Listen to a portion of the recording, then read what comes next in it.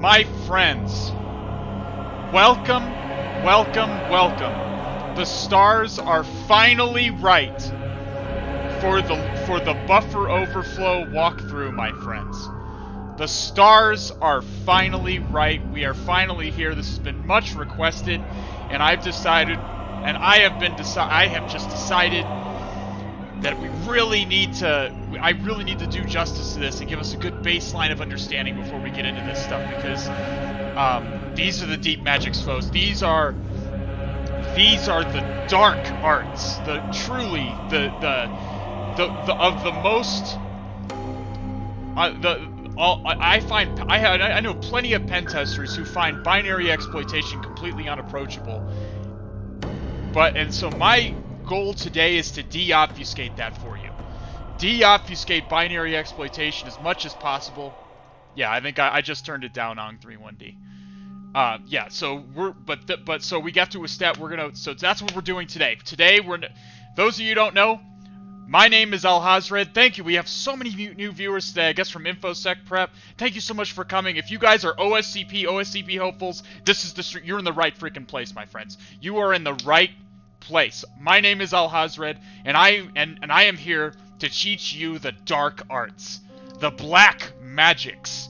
Cthulhu himself is shivering in his slimy grave with the thoughts of the things that we're going to cover today. These are intense. Yes, it will be a VOD. You'll be able to access it on Twitch. I'm going to post it on YouTube at some point. We're going deep into it today, boys. Now, normally, I'm a new streamer. I've been only doing this for about a month. We've been generally doing blind CTFs, like hack the box, try hack me, and that sort of thing. But today we're not doing that. Today, this is all binary exploitation. We're starting from the ground up. You don't need to know who's the owl already. Gifting, you madman, you lunatic, you psychopath. You already with 3 bonus subs. Welcome to the All Has Red team, my friends. Thank you so much. You guys have been so kind. Purple Fox, thank you for the 100 bits. You should be hyped. Everyone should be so fucking hyped right now. You should be excited because I am about to show you the dark magic, okay? The real dark magic. Like, a lot of times we get on Hack the Box, we guess a password for fucking WordPress or something. Those aren't the dark magics, okay? These are the dark magics, and we're gonna talk about them today. We got so much to go over. So what are we doing first? What are we doing first? Oh my goodness, 1,000 bits this time. D. Williams, thank you so much. Thank you so much, my friend. Thanks for supporting the stream. You guys are just so nice, so good to me. I cannot. How about starting to lower your pull-ups? Yeah, I know. I do need to. We're gonna get there. We're gonna get there. So what are we doing first? So we're not gonna jump right into the demo, my boys. AG Zor, thank you for the subscription, my friend. Welcome to the All Has Red team. We're not gonna jump right into the to the demo today, boys. Not right in. Believe me, we're gonna get there. Before you know it, we're gonna be in a demo. The vast majority of the stream will be spent in the demo. But we're gonna start off with some PowerPoint slides. I know. PowerPoint dance game. Get your dance games in chat. Get them all out of your system, okay? PowerPoint dance game. Okay, I get it. But I need exactly. You just checked out. I just lost half the viewers. Okay, I just lost half the viewers. Jazeel, thank you for the follow, my friend. Cthulhu Fatagan, good to have you around. But we have to look, my friends.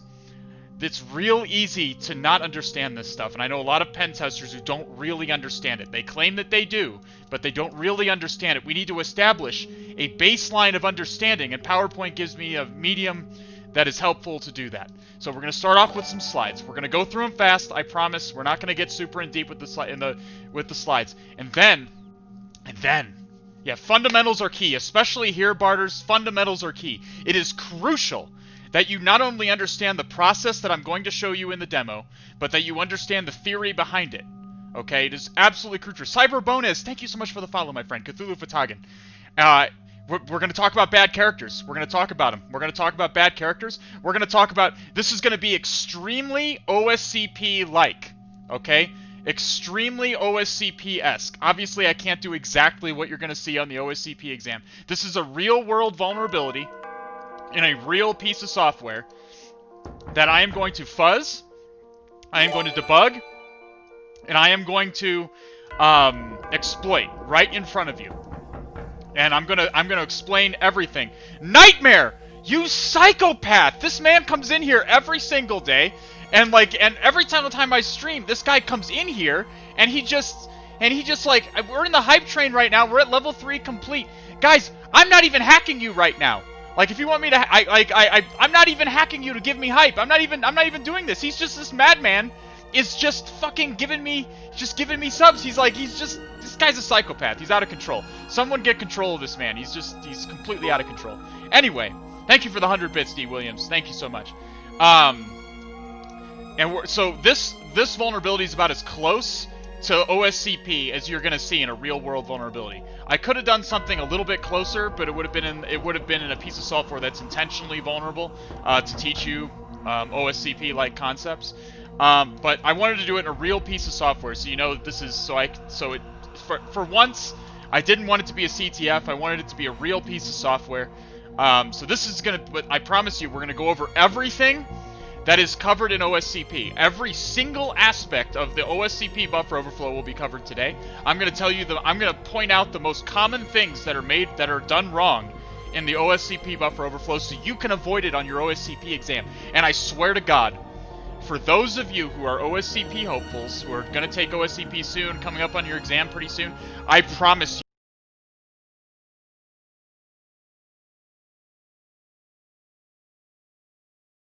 you follow the process that I'm going to give you, I promise you that those 25 points on the OSCP exam will be free. Those are free points, my friends. Absolutely free. Are you ready to hop into it? Are you ready? Are you ready, chat, to get into this?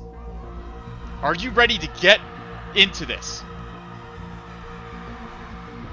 I have to know you're ready. I have to know you're prepared. Is your body prepared? You guys should be at least at a half chub right now, okay? You should be sexually aroused by what we're going to be covering, okay? You should be you absolutely should be into this. We're getting into it. We're getting into it. Oh, by the way, let's start off with I'll just start a Stream Raiders battle. I forgot up until now. For those of you who don't know, we do Stream Raiders on this stream. We're just gonna do it we just do it on the side. I'm starting a battle right now. There we go. So if you want to fight in Stream Raiders, just type !battle in the chat, thusly, and click on that link, log in with your Twitch credentials, and you can play with us. Easy, easy, easy. All right, here we go. Let's get into it, chat. Here we go. Here we go. Here we go. PowerPoint slides, I know. Again, Dan's game. Okay, get it out of your systems if you need. Get them out of your systems. We're going to go into, we're going to start, we're going to learn a little bit. What are we going to learn today? What are we going to learn? All right, I got to get my there we go. All right. Who am I? Those of you who are new to the stream, welcome. Thank you so much for coming in. Thank you so much. I hope I can teach you stuff today. Who am I? I'm a career cybersecurity professional. I've been a forensic analyst, a threat hunter, a software engineer, and I'm a pen tester. I'm a professional pen tester, red teamer for are the slides going to be available? Yeah, I will make the slides available.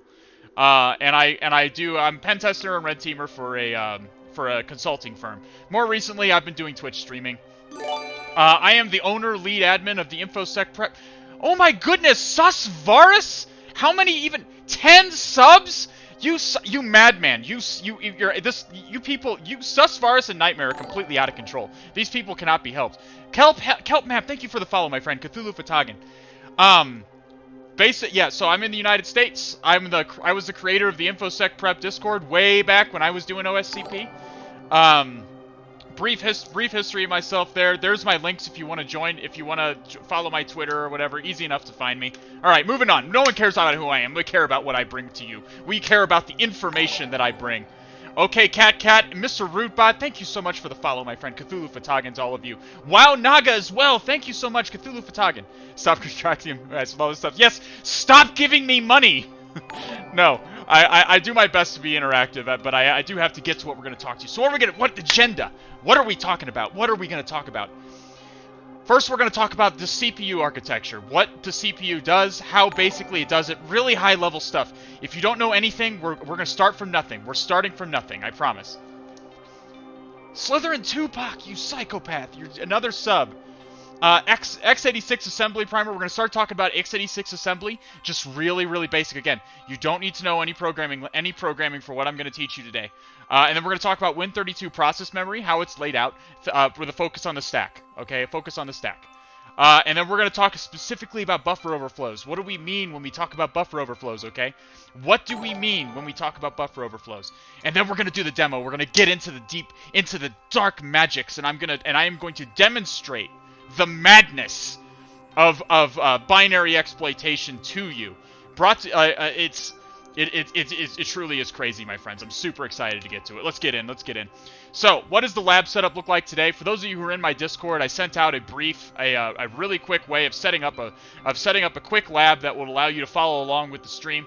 You're gonna need Windows XP Service Pack 3. Data execution protection should be set to always off. It shouldn't be necessary, okay? It shouldn't be on anyways. Immunity debug, you're going to need immunity debugger, preferably with Mona, though you don't really need Mona. And then War FTP, version 1.65. This is a real-world FTP server, with a real buffer overflow that was discovered, I think 20 years ago. It's a little old, but it's still valuable as a teaching, for teaching. 0x Kane, Pinkman Jr., Chai 9654, and Nix Rocks. Thank you so much for the follows, my friend. Good to have you here, Cthulhu Fatagan. To you. All right, and your attacker machine should just be Kali Linux. I'm going to be using a 64-bit one. It doesn't matter what architecture your Kali Linux machine is. Make that a little bit smaller. There we go. All right, back to it. All right, the CPU. We're jumping into it. We're getting into it right off the bat. The CPU. So here's the basic outline of what your computer looks like, okay? A high-level overview of what the computer you're on looks like. It's just, again, it's oversimplified, okay? But you got the CPU, you got your input-output devices like your hard drive, your keyboard, your mouse, all that stuff. And then you got your memory, your RAM. That's your RAM, and those are all connected by the system bus, on the motherboard. The motherboard has the system bus on it. All right, CPU. All right, so real basically, here's what your CPU looks like. Okay, is your username in relation to the package manager and so? Oh yeah, okay. It wasn't talking to me. I thought you were asking me a question. So this control unit's basically the brain of the CPU. Okay, it gets instructions from the it parses them, and then it gives the execution unit things to do, and it also retrieves and stores things from memory. The execution unit is the body of it. It's what's actually doing the executing. Hence execution unit, and it uses CPU registers and the flags to do that. Now, what are registers? We're going to be talking a lot about registers today, boys. Very important to talk about registers. Okay, so what are CPU registers? They're little bits of memory inside of the CPU that the CPU uses for the actual instructions, the actual mathematical operations it's doing, moving things around in memory and that sort of thing. It uses the registers for that. You would ask, well, I have 32 gigs of memory in my computer. Why can't it use just some of that memory? Well, the answer is the registers can be accessed much more quickly, my friends. Orders of magnitude more quickly. And so the CPU has its own really really fast memory to do its calculations on. So it's very important that you understand what registers are. We're going to be talking about them all day long. All day long we're going to be talking about registers. And the flags are used to flag certain things. They're used to indicate certain states and events that occur as execution is going on. Like if you're in a loop, a certain flag is set that indicates that the loop is going to continue for another revolution and things like that. All right, what's next? Continuing. So again, we're going to go deeper into the 32-bit registers. The CPU registers, small bits. Yeah, so I already explained this. You have many different kinds of registers. The ones we're most concerned about are these general-purpose registers right here. We're most concerned about these. The floating point registers deal with floating point operations, as they could indicate, and we may actually see a floating point operation later on today. I will point it out when we get there. The segment registers are for these are mostly for legacy. These are from the days when These are from the days when memory was organized by memory, when there was like when your computer's memory was organized through a method called memory segmentation. Now it's done through paging. So these registers are mostly in there just for legacy. Then the MMX and XMM registers, also similarly for legacy. The XMM registers are still used sometimes, but the MMX are used rarely. But you can still make use of these registers and the MMX instructions for exploitation. They often are. They're not used for regular things, but you can make use of them as a hacker for sure. And then you've got flags, and you have this little puppy right here. You have this little rascal, EIP. EIP. We're going to be talking about EIP, boys. We're going to get into EIP. Safe AMIS. It's okay. We're just trying to establish a baseline of understanding. I don't intend for you to walk away from this computer science professionals and CPU architecture, okay? But this little puppy, all you really need to know from here is we're going to be focusing on the general purpose registers, and we're focused on EIP. Yeah, that stands for extremely important pointer. It's not what it stands for, but believe me, EIP, we're gonna have a special slide just for EIP later, okay? Don't jump ahead. Don't jump ahead. We're gonna get there. We're gonna get there. And RIP on 31D. What are these these lunatic words that you bring into my chat? RIP does not exist, and don't you try to convince me that it does until we have time to cover 64-bit buffer overflows. Okay? But for right now, we're focusing on 32-bit. We live in a 32-bit world today, my boys, and I'm going to explain why we're going to do 32-bit here in a minute. So these are your general purpose registers. As indicated, these registers are general purpose registers. You can use them for anything. The CPU has certain operations that need to be performed in certain registers, like EAX right here. The EAX register, 32-bit register, okay? It is 32 bits, or in other words, or 4 bytes, okay, to this register. And you can subdivide it. If you refer to AX instead of EAX, you're referring to just half of the first half of EAX can be subdivided into AX, and then the first byte of each of AX can be divided into AH and A high and A low. Really not important for you to learn about that. This is only important when you're trying to do your own custom shell coding and stuff. We're not going to do anything like that. I'm just pointing out, again, we're establishing a baseline of understanding, okay? These are your general purpose registers. EAX is generally used for mathematical operations. Some mathematical operations must use EAX actually, but in general terms, these registers can be used for just about everything. Like just about anything. You can use them for anything you want. As far as exploiting a system is concerned, you can use them for anything. And then we have the other general purpose registers. Looks like I formatted this slide slightly differently. But you have ESP and EBP. These are the stack pointer and the base pointer. We're going to talk about these later, boys, when we get into the stack. When we get into the stack, Mario MPH182, thank you for the subscription, my friend, the Prime subscription. Welcome to the Alhaz Red team, my friend. And the base pointer is another. We're going to talk about these when we get to the stack. ESP and EBP are your stack frame defining registers. They point to wherever in memory the stack is right now. And then ESI and EDI are source index and destination index. This is used for string operations. Like if you're moving a string around in memory, ESI and EDI would be used. But again, all of these registers can be used for just about anything. The ESP and EBP are used to define the stack, but that doesn't mean you can't use them for stuff. It just means you need to be cognizant. You can't use them for your shell coding and stuff, but you need to be cognizant of what these registers mean to the CPU so that you don't break anything. They're tiny bits of RAM. Calling them variables isn't really accurate. They're not variables. Like I said, they're tiny bits of RAM inside of the CPU itself. They hold values for a short time. They do. You can think of them like variables at a really high level, honestly. It's not going to hurt anything if you think of them like that. They're just little bits of RAM used for CPU operations. Okay? And if you have questions, feel free to ask questions. I'm here. I am here to help you and teach you guys, okay? And these are so these are the common functions: accumulator register, base register, pointer to data. Basically all of these are pointers to data. All of them are pointers to data. The ECX is used specifically for loops. It'll count if you're going through a loop a certain number of times. ECX will have the number of times that you're going through the loop in it. Can I turn it down? Sure. Turn down the background sound. Hopefully that's a little bit better, Nyx Rocks. The Joker Original, thank you so much for the follow, my friend. Cthulhu Fatagan, good to have you here. All right, next one, ESI, EDI, the source index and data destination index used for string and memory operations. ESP and EBP stack operations. E-flags, we're only going to glance at this slide. This is only going to confuse you. There's a separate register called E-flags. It's also 32 bits.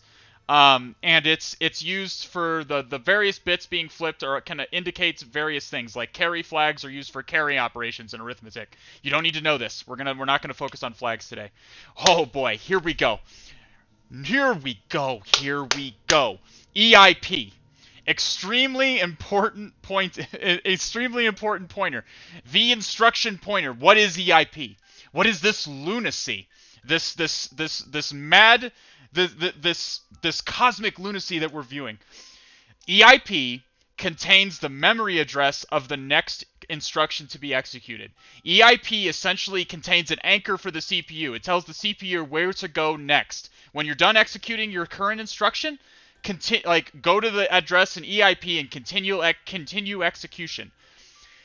For this reason, since it controls execution of the CPU, EIP is the focus of exploitation.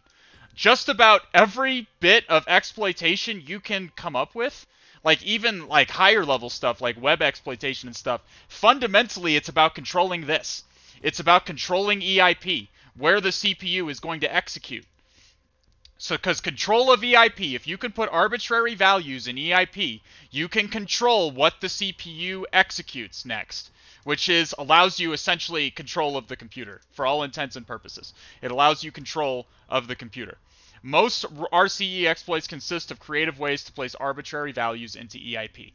That's what we're going to be doing today. I want you to focus your minds around that fact. We want to control EIP and send it to a place where we control, and to give it instructions to execute on our behalf. Is everyone following me on that? Does everyone understand the importance of EIP? It is crucial that we because we're going to be talking about EIP an awful lot today. So you may ask, why don't we just write directly to EIP? Why don't we just have an assembly instruction? We're going to go into assembly here in a second. Why don't we just have an assembly instruction that writes directly to EIP? EIP is read-only. Like it says on this slide, EIP is read-only. So you can only control it indirectly. And we're going to talk about some ways to control it indirectly here in just a little bit. Maz7 Alib, thank you so much for the follow, my friend. Maz Talib, I guess. I guess that's supposed to be a T. Maz Talib, thank you so much for the follow, my friend. Cthulhu Fatagan, good to have you here. Coming back, yep, saw it in high school, yep. Stack lives in RAM. The stack does live in RAM, yes. The stack lives in RAM. We're going to talk about the stack in just a little bit. Don't jump ahead on me. We're going to get to the stack. Today's all about the stack. We're going to be talking about the stack all fucking day. All right, assembly. Now we're going to talk about what assembly is. And you don't need to know any programming for this. It's okay. You don't need to know any programming. This is really baseline level, so that we can talk about what we're going to talk about in the demo. All right. So what is assembly? I know the boomer meme. Look, it's funny to me. Okay. I'm basically a boomer. I find this funny. Okay. Low-level programming language. So it's an extremely low-level programming language. It's basically as close as you can get to ones and zeros without actually being ones and zeros. I'm wondering what the point of a buffer overflow is just to make a computer crash and take down a system. That's what we're going to get to, Paranoid. Some buffer overflows are not exploitable and they're just used for denial of service. But we're going to talk about ones, but not all of them. In fact, a good sizable proportion of them allow you to gain control of the system and execute code. This is that's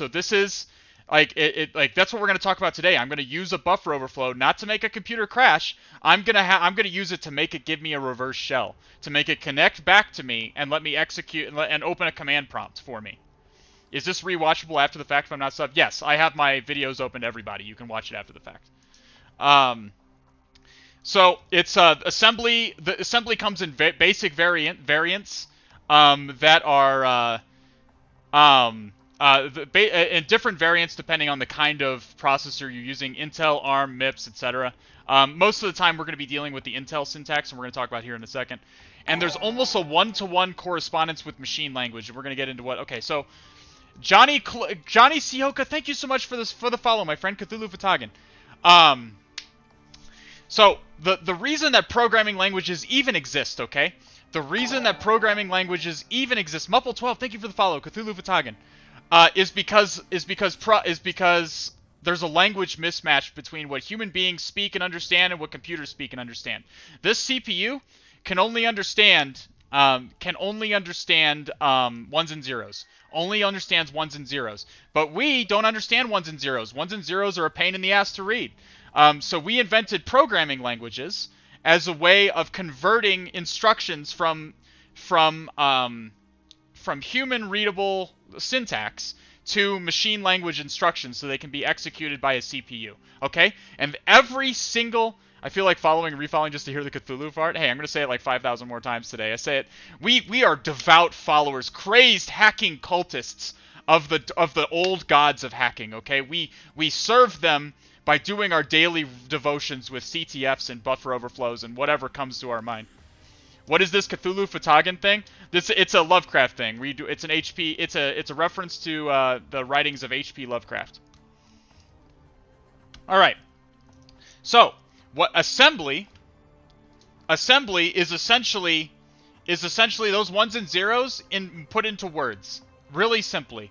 Okay, so here's an example of assembly language. You would read this: move EAX EBX, XOR EAX EAX, add EAX and 0xFF, and then you use an assembler and a linker as a translator. What you basically compile it to convert it to machine language instructions. Okay.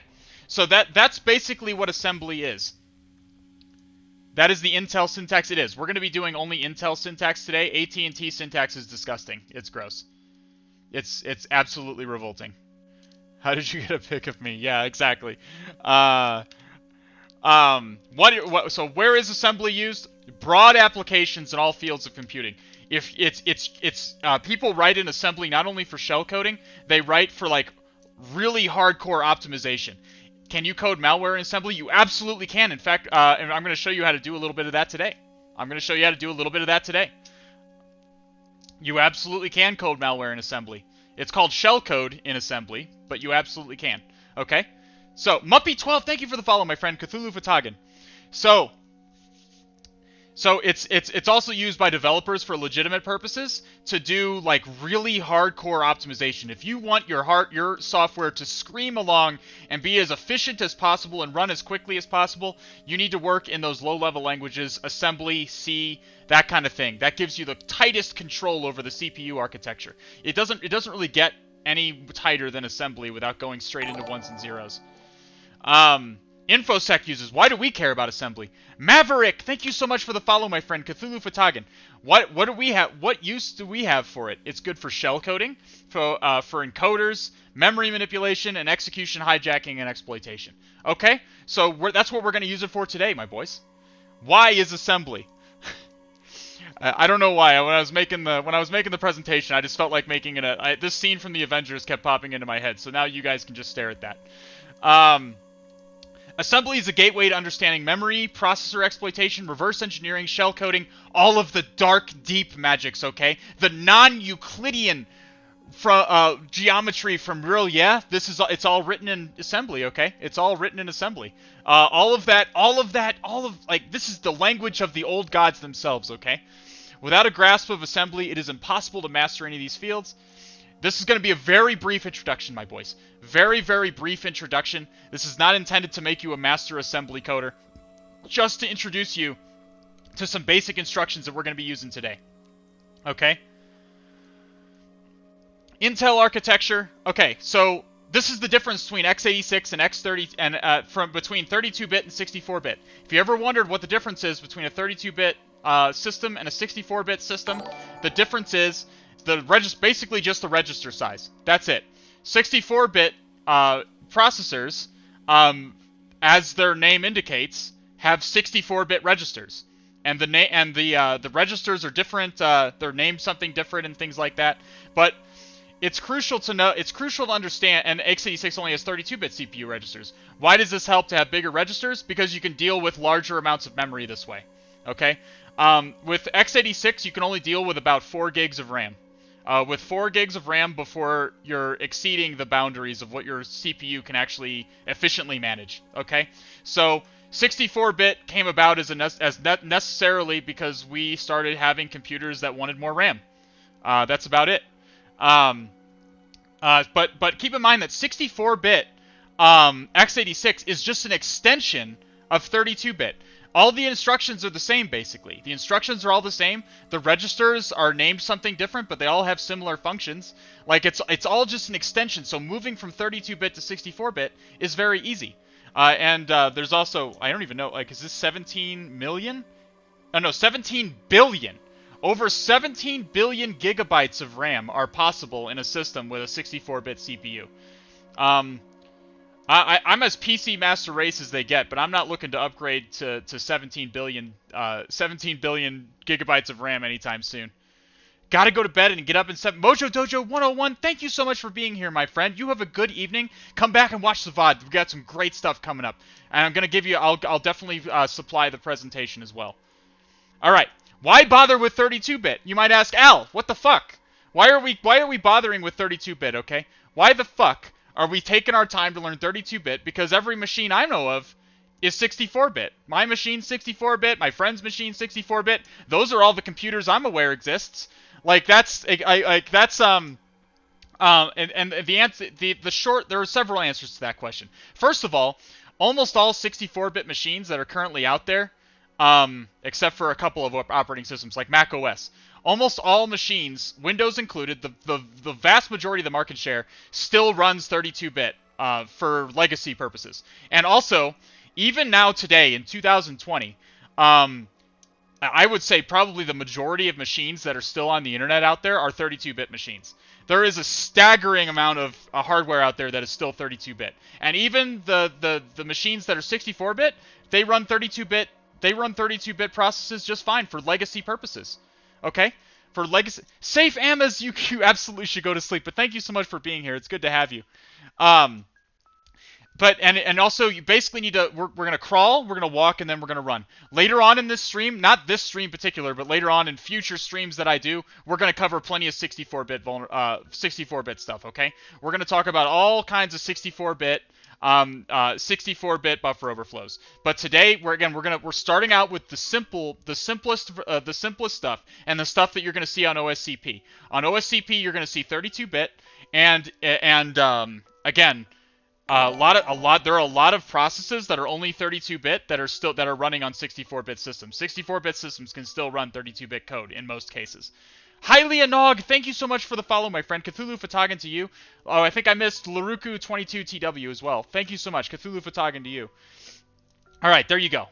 Is 32-bit that often? Yes, absolutely. I see 32-bit processes all the time. Your Windows machines, a lot of the processes you're probably running on your machine right now are actually 32-bit processes, and you just don't even know it. A lot of software is that way still. Is still in 32-bit. So it is far from gone. I would say it's outmoded, as in, like, we're moving into 64-bit, but 64-bit is far from being mandated. Alright, instruction format. Here's basically what an assembly instruction looks like. Okay? Here's basically what an assembly instruction looks like. First, it's going to start off with a label. We're not really going to worry about the labels today. Those are optional. The mnemonic, that's going to be your push, your add, your XOR. Down here in this example down here at the bottom, this add is the mnemonic. And then the operands, like whatever registers you're working with. And then you can also add a semicolon and a comment after. And the comment works like a comment in any other programming language. The comment is ignored. It's just a note. It's a developer note, basically. Essentially, add EAX EBX. Now, you want to note that this is the Intel format. So the ordering of the registers is destination and then source. So when you say add EAX EBX, we're adding what is in the EAX register to what's in the EBX register, and then storing it in the EAX register. Okay? Does that make sense? I've made a little example over here of what this actually means. Okay, EAX. This instruction right here means that whatever's in the EAX register is equal to what's in there right now plus whatever is in EBX. Does that make sense? Will I provide the slides? Absolutely, I will provide the slides. Absolutely, I will. Will it be recorded? It's being recorded on Twitch right now. You're going to be able to watch all of this. Not a problem. A mnemonic is not required if the line contains only a label or comment, blah, blah, blah, blah, blah. Okay, doesn't matter. But basically, this is the basic structure of an assembly program, of an assembly instruction, okay? And now we've already hinted at the different syntaxes. There's basically two different kinds of syntax for assembly language. There's a good kind and a bad kind. There's the Intel syntax. It looks like I spelled it wrong here. Intex syntax. Intel syntax, as you can see, is much cleaner. But AT&T syntax, the biggest changes are these dollar signs that indicate constants versus registers. These dollar signs and percent signs. And also they go, their registers are their operands are listed source to destination. So source first and then destination. Intel is destination and then source. That's the key thing to understand. That in the Intel syntax, the destination register is the first thing. And that the source is the second thing. And it's the other way around for AT&T. Hiwu, thank you so much. You have the Cthulhu Photogin, my friend. Thanks so much for being here.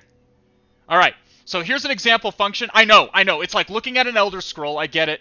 Okay, you're like, what the fuck? This is way too much. What is even happening here? What madness has occurred? You're reading a page of the Necronomicon. Okay, this is the language of Yog Sothoth himself. Okay.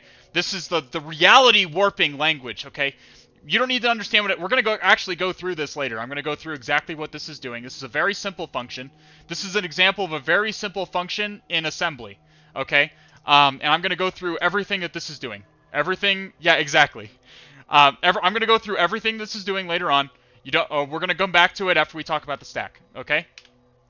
So, that's all for that's the introduction to assembly. Again, you're not a master of assembly now. I get that. And Hosh, thank you for the follow, by the way. Cthulhu Photogin. And the Shaughnessy, thank you so much for the follow as well, my friend. Cthulhu Photogin to you.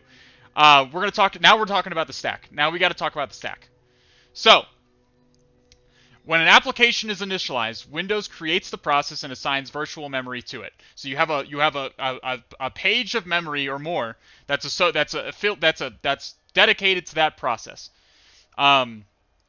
And 32-bit processes of addresses ranging from 0 to FFFFFF in bits. This is all the bits set in the register. The lower half are used for kernel user mode, and the upper half are used for kernel mode. Yeah, so, and Windows uses the flat memory model, which is not going to come into play today, but it could come into play for other exploitation.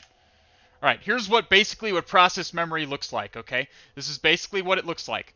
Notice that down here at the bottom, you have kernel memory. That memory is reserved for the kernel. We're not concerned about that. Okay. All the rest of this, you have DLLs that are loaded. You got the data block of the main thread that are loaded here. We're mostly concerned about the stack and the heap. Okay. The stack and the heap we're going to talk about only very briefly today. The stack is the focus of our. The stack is the focus today. Okay. What you should understand from this picture in particular is that as the stack grows from higher memory addresses to lower memory addresses. So it grows down. As it gets bigger, it goes to lower memory addresses. The heap is the other way around. They basically grow away from each other. They start at the same address and they grow away from each other. These are two memory structures that are used for two different things. So that's basically what I wanted you to take from that. We're going to go back closer into it. We're going to go further into it here just really, really shortly. Smallest Monkey, thank you for the follow, my friend. Cthulhu Photogin. All right. Did I? Okay. All right, we'll talk about what the stack actually is. The stack is the place in memory where function like temporary ephemeral variables like function parameters and variables that are declared and set in functions and things like that. The stack is the place where those are stored. Okay, The stack is the place. So if you, for example, had a, I don't know why I would say this. I'm just gonna pull this fucking, example just completely out of nowhere. Say you had a program that accepted a username as you were logging in, and the user submitted a username. That username is then stored on the stack to be used by the program later on. Okay. And whenever a new function is started, whenever you call a new function in your program, a new stack frame is created. Like parameters are pushed onto the stack and things like this, and a return address is pushed onto the stack that indicates where execution will go next. Once that a return address, every time a new function is called, this is crucial to understand. Listen up. Listen, look at me, okay? Whenever a new function is called, the program creates a new stack frame, and at the bottom of that stack frame, or close to the bottom of it, is going to be a return address. That address tells the CPU where to execute, where to go next once it's done executing that function. Okay? This is very crucial that you understand this. I'm going to say it again. The return address, whenever you call a new function, the return address, let's do a quick notepad stream. Let's just do a quick notepad stream so I can point it out. So let's say, quick notepad stream. Okay, so let's say you've got your main function. So you got int main, and you've got string do something, str. It's accepting an argument of str. This is in Python, because I'm most familiar with Python. Okay, so when program execution starts, it's going to go to int main. Okay, so the main function is where the program is the main, as the name indicates, the main function of the program. Okay, so, and let's say all int main does is call do something. Let's say it sets str equals Cthulhu Fatagan. Okay? And then it's going to call the do something function with that string as a parameter. Okay? Very, very simple stuff. Okay? When the process starts, it's going to create a stack frame for main. Okay? Then it's going to set a string to Cthulhu Fatagan. It's going to store that string on the stack, in the stack frame for main. Okay? Then it's going to call a new function. The CPU is going to go, okay, I need to go somewhere else, to some different place in memory to find this function to execute. And stuff.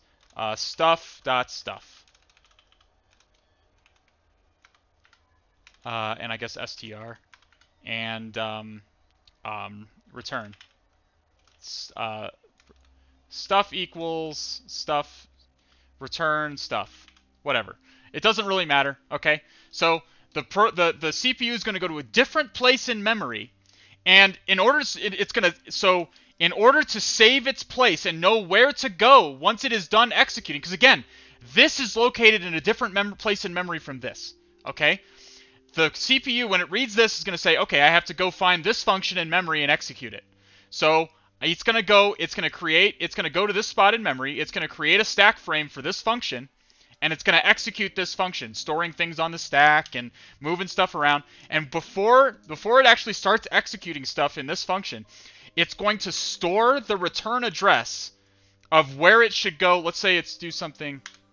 Let's say continue. Let's say that there's an instruction, program.continue, I guess. When this function is called, it's going to place the address of this instruction onto the stack, calling a return. It's called a return address. This is placed onto the stack, and a new stack frame is created for this. Okay, this is absolutely crucial. That's why I'm focusing on it. So, let's say hypothetically, we're going to go over what can go wrong here. But after it's done executing this function, after the function returns, the CPU is going to say, okay, what was in my return address? And it's going to go back to that place on the stack where the return address was stored, and it's going to come right back here, and with the next program line, it can start continue execution. Is everyone following this? Is everyone with me? If you're not with me, ask questions. Ask right now. I really want you to ask, because this is absolutely crucial that you understand this flow, that you understand what is happening here. That the CPU needs to save its place before it goes to another spot in memory to execute. Okay? How are you? First time in this channel? Kachalimbu, thank you so much for joining us, my friend. It's good to have you here. I generally do CTFs. Today, we're doing a very special day. Good day. You picked a good day to be here, man. You picked a good fucking day to be here. You haven't missed anything yet. You just missed some boring PowerPoint slides. We're going to be doing a full buffer overflow manual exploitation here in a little bit. Can you run through that just one more time? Yes, okay. Go real slow, real slow. I know this is annoying, but I have to make sure that you understand this, okay? So when the program starts, when the CPU starts executing the program, it's going to go to the main function. The main function is the main function of execution, okay? That needs to be parentheses. Okay. It's going to create a stack frame for main. It's going to set a string to Cthulhu Fhtagn, and it's going to store that string on the stack inside of main stack frame. Okay? Then it's going to hit this function, and this is a function call to this function. So the CPU has to go somewhere else in memory to execute this. Okay? So it's going to save its place so it knows where to come back, and it's going to put this on the stack. It's going to push the address of this instruction onto the stack so it can come back to it later and continue execution. So it's going to go into string do something, and then it's going to do some stuff. It's going to create a stack frame for do something. It's going to do some stuff, and then after it returns, after it finishes executing this, it's going to go back to its return address, the place that it's saved, like its saved place, and it's going to say, okay, I've got my saved place says come back here, continue execution, and it's just going to merrily continue on executing after that. Does that make more sense, Paranoid Violence? You following me? Are you going to make use of... I absolutely will. I'm going to make use of breakpoints. I will absolutely be using breakpoints. You're going to see every step as it happens. Okay, cool. All right, so we can move on. The heap is used for other things. It's used for large blocks and blobs of memory, dynamic memory allocation. The heap has its own set of exploits devoted to it, but that's a discussion for another day, okay? That's a discussion for a future time, okay? But today we're all about the stack. We were really concerned about the stack. The schedule doesn't show anything that's not normal. Maybe I deleted it. I'm very, very busy, so I've been fluctuating a lot on what days I'm actually streaming. The best way to know when I'm streaming is to follow me on Twitter, because I tweet every time, a few hours before I'm going to stream. I really need to settle on a schedule though. All right. So assembly, which we just talked about, has several instructions that interact directly with the stack. The most important of these are push. Oh fuck. Push, pop, and ret. Okay. Push decrements ESP. Now keep in mind the stack grows down. The stack grows down. It grows to lower memory addresses. So when ESP, the stack pointer, which points to the top of the stack, it points to the lowest memory address of the stack. My eyes are itching. I gotta go to sleep. Definitely watch the VOD. Hey, Safe Amis, thank you so much, Cthulhu Fhtagn. You have a good night, man. The VOD's gonna be up. I'll produce the slides. You're gonna be able to do everything. Thank you so much for being here. I love it. I love having you all here. This is great. So, ESP points to the bottom, the lowest memory address of the stack, the top of the stack. Remember, the highest point in the stack is at the lowest address in memory. So if you decrement ESP, you are increasing the stack size because it grows down. It's gonna place the operand onto the top of the stack. So push EAX will place the contents of the EAX register, the EAX CPU register, onto the top of the stack. Okay? It's gonna decrement ESP by 4 bytes, by 32 bits or 4 bytes, and it will put the value in the EAX register on top of the stack. The stack is it's why it's called a stack. Think about it like a stack of plates, like in a restaurant, a stack of plates. You put a plate on top of the stack, and then the first plate to come off is the one on the top. It's a last in, first off data structure. Okay? So that now pop EAX does the opposite. It adds first of all, it takes the value, the 4 bits from the 4 bytes, excuse me, the 4 bytes from the top of the stack and puts it into EAX, and then it increments ESP, means like the stack shrinks. Is everyone following this? I know it's a little bit confusing because the stack grows down, but hopefully that this makes sense. And then ret. I gotta wake up early tomorrow. Good night. Yeah, thank you so much for being here, Dragon. It's great to have you here. Can you repeat it? Can you repeat it again? Yes. Okay. So, push EAX. When a push EAX is executed, first it's going to decrement ESP, meaning the stack is going to grow down. It's 4 bytes. 4 bytes. 32 bits is 4 bytes. Because 8 bits per byte. There are 8 bits in a byte. 32 bits means 4 bytes. It'll make more sense when we actually get into the coding. It's gonna decrement ESP, increase the size of the stack by 4 bytes, and then it's gonna put the 4 bytes that are in EAX on the top of the stack. That's all push does. Pop does the opposite. It takes 4 bytes off of the top of the stack and puts them into the EAX register, and then it increments ESP, so the ESP always points to the bottom of the stack. It's 32-bit architecture. 32-bit means it operates mostly in increments of 32 bits. 32-bit registers. And ret, as its name indicates, transfers program control to a return address located on the top of the stack.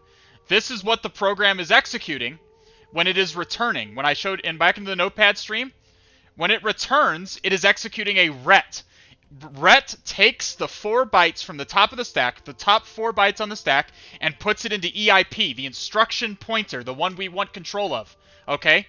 The instruction pointer, and then it goes there to execute. Is everyone following? Is everyone following? All 3 of these instructions are going to be really important today, guys. Real important. Ret, it's placed on the typically when a call instruction is placed, like when this function is called, when this function is being called, a call instruction in assembly is executed, and then a return address is placed on the stack, and ret is the opposite. Ret undoes the call and returns execution back to where the program left off before it called. That's what ret does. Is everyone following? Okay. When will you start the buffer overflow? Pretty soon. We're getting close. It's close to the end of the slides here. Here's the example function. We're gonna push. So this first part is the function prologue. The first thing it's doing is it's just adjusting the stack pointers to make space on the stack to make a new stack frame to operate in, and then it is taking some values that are in EAX and EBP, which are function parameters. These are function parameters, and it is loading them onto the stack. It is putting them onto the stack, and then it executes a call. And that call is for a string copy function in C. Very, very simple. This is a very simple function. I know it looks like this is like the ancient Sumerian text. Okay? This is like the ancient Sumerian texts. Okay? This is like but focus, like this part is the function prologue. The first 3 lines are basically the function prologue, where the program is just making a new area on the stack. It's increasing the stack size and making space for this new function. Then it's going to push parameters onto the stack. In 32-bit architecture, function parameters are put on the stack. That's not the case in 64-bit, but we'll talk about that at another time. Okay. And then it's executing a call. After the parameters are set up, it's going to call. And it executes the string copy function. Then it comes back and it returns. Like, really, really simple. All right, here's the stack. Again, we've talked about grows from high addresses to low addresses. So here's ESP. ESP sits at the top of the stack. Is OSTP going to be x86? Yes, GUI Senpai, it is. ESP is on the top of the stack. All right. And then EBP is the bottom of the current stack frame, like the current function stack frame. That's what EBP is. And then EIP is saved right after EBP. Right after the current stack frame, there's your return address. That's where the function knows to return to. Okay? And then there's the function arguments. Okay? Really, really simple stuff. Grows from higher to lower addresses. Yes. Okay? The stack. Every time a function is called, the function parameters and the saved values of the stack as well as EIP. When the function returns the saved value of EIP, so every time a new function is called, the program needs to save its execution state so it can come back and continue executing after that function is done. So when the function returns the saved value of EIP, the return address, as it's called, is popped off of the stack and returned to EIP so the application can continue execution. Is everyone's with me so far? You can ask questions. This is what we're talking about. Is this happening within the CPU, right? It's happening within the CPU and memory. It's the CPU interacting with memory. This is in your RAM. The stack is in your RAM. But the CPU is what's actually executing the instructions, obviously. All right. Memory, you mean RAM. Yes, I mean RAM. By memory, I mean RAM. Okay. Why does all this matter? Why does this matter? Why? Because I'm just trying to torture you? I'm just trying to teach you this really fucking dull shit? No. It matters because we can exploit it, chat. Okay, so here's what we're going to do, all right? Some lower-level programming languages, C and C++ most primarily, do not check to see how large data is before it puts it onto the stack, okay? So, if user-controlled input is accepted in one of those fields and is placed into a variable that is located on the stack, the program is not going to check if the variable on the stack, if the amount of space it's allocated on the stack for that variable is large enough to accept the amount of data that is coming into the program. Does that make sense? Is everyone following me so far? Is everyone following me? And we're going to walk through this code so far, okay? It does not check. And for that reason, if you send... that matters a lot, okay? So let's say this is a very simple code snippet. This is in C, okay? Very simple. So first it's creating a char buffer A 50. This is a string. It's creating a string. This is how strings in C work. They're arrays. They are arrays of characters, okay? It's creating a buffer A of 50 characters and a buffer B of 16 characters. Then it asks the user, it prints to the screen, what is your name? And then it gets buffer A is getting input from the user. So the user types in their name, and that is placed into buffer A. And then an str copy function, string copy function, is executed to move the value that's in buffer A into buffer B. Do you see what the problem might be? Are you guys seeing what the problem might be? Buffer A has 50 characters it can accept. So let's say a person, well, actually, technically it can accept 49 characters, but we won't go into why that is for a little bit yet. We'll go into why that is a little bit later, but it can only accept 49 characters because the last one needs to be a null byte. So let's say a user puts in a 40-character string of their name. They have a really long name. Their name is like Narlathotep or Shub-Niggurath or something like that. Okay. And then that gets loaded into string copy, buffer B. Again, string copy is not going to check. It's just going to happily start copying data from buffer A to buffer B. And because of that, you can overwrite portions of the stack. The stack will be overwritten, saved those values that were on the stack. All of this space for my var, all of this down here is going to start getting overwritten, little by little. Does that make sense? Is everyone following me? This is crucial. Okay, this is crucial to understand. This is what is referred to as a buffer overflow. Okay? So if you're coding in like a scripting language like Python and stuff like that, those languages are going to check. But the low-level languages, C, C++, assembly, they don't check. The developer needs to have code in there to check the size of the variables. All right. Buffer overflow. If boundary checking is not done, too much data will be written onto the stack to fit the bytes that are allocated for it. The excess data will overwrite higher memory addresses sequentially, and everything stored there, perhaps even beyond the current stack frame.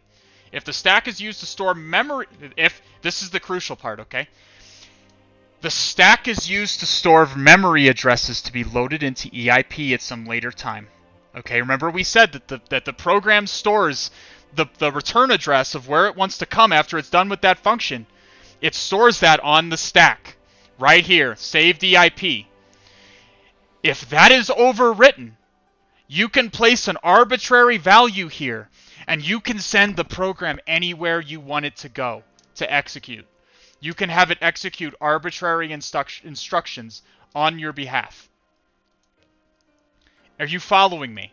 Is everyone following is everyone follow what this image is trying to show them? So we wrote a bunch of A's into this variable that was too big for the variable, and it overwrote saved EBP, it overwrote saved EIP, the program, and it's gonna with all these A's, the program's just gonna crash. A's are not an executable address, okay? But if you put a memory address here, it will execute it. Okay, it will go to that address and it will execute. That is what we are going to be doing, and I'm going to show it to you guys. I am going to show it to you, like in extreme detail. I'm going to show you everything. Okay, and here it is. Here it is again. String is overwritten. What results is control over EIP itself, and therefore the ability to hijack the execution flow. Okay. Another visualization. Okay, here's unallocated stack space here, and let's say you're writing a hello into this. This is a stack space of 12 characters. There's enough space for 12 characters. The person and it accepts input of hello, and then it terminates it with a null byte. Really easily. Hello with a null byte at the end fits within 12 characters. No problems. Okay, doesn't cause any issues. But if the user puts in a whole bunch of goddamn A's and then a memory address, in like exactly where, again, you have to figure out where the memory address is being overwritten. But if you figure out where the memory address is going to be overwritten, which I'm going to show you how to do later, you can put an arbitrary address here and it will just jump to that spot in memory and execute. Okay? We need to know the size of the buffer so we can put more into it. Yes. Felix, can you rewatch this later? Absolutely you can. It will be up on my channel. Just watch the VOD. All right? I think we've gotten there. So, other possibilities. The return address is only one of several ways in which the stack could be exploited to gain control over EIP. Lots of memory addresses are stored on the stack, and any of them that are intended to take the CPU somewhere to execute can potentially be exploited. We may be talking about more of those later. Yeah, okay, there you go. There you go. Defense mechanisms. We're not going to worry about any of these today. We're going to be exploiting a Windows XP system. Windows XP doesn't have ASLR, doesn't have data execution protection, it doesn't have stack canaries. These days, if you were going to try and exploit a buffer overflow, you'd have to contend with some or all of these instructions. They all have bypasses. They all have ways you can get past them, but they definitely complicate the execution. What we're going to look for today is a really simple one, so that Ang31D, do not introduce these lunatic, these mad words into my chat, okay? Don't even, okay? No, stop Googling. It's just gonna confuse you. Actually, we may be using a ROP chain later, but we'll get to that when we get to it. Okay. How about FFuff? Let's use FFuff. Each of these, again, we're going to cover these. We're going to cover the bypasses for these later on in future streams. Not today, okay? But these are the defense mechanisms. But Al, Mr. Streamer, buffer overflows have been around for a really long time and have mostly disappeared from the threat landscape because of mitigations and code review. Why do we bother learning it? Okay, well, the joke's on you, motherfucker, because just 3 weeks ago, a 0-day was discovered that has existed in Windows for like fucking decades. Okay, a 0-day was discovered that it was a stack-based buffer overflow in the Windows kernel cryptography driver. So these are still being found. Even in Windows core functions, these are still being found. And especially in third-party software, IoT is rife with these guys. IoT has so many IoT devices are so insecurely coded it's embarrassing. Okay? Buffer overflows are absolutely fucking everywhere on IoT devices. Even very simple ones. A lot of times they don't even have ASLR, let alone DEP. Okay? So these are still super relevant, okay? Omega relevant. Like these still are found all the time these are found, okay? So there's nothing out of date about what we're going to discuss today. Again, we might not be talking about like the modern day protections you'd have to contend with, but we're gonna crawl, walk, and then run, okay? Shadow Angel 1993, I missed your follow. Cthulhu Fatagan, my friend, good to have you here. Alright, demo time, we're into it! We're done with the PowerPoint, okay? We're done with the PowerPoint, we're getting into it. We're gonna get into it, okay? We're gonna get into it. Do I have any CVEs to my name? I do, actually, but they're not, my name is not written on them. They're in proprietary software that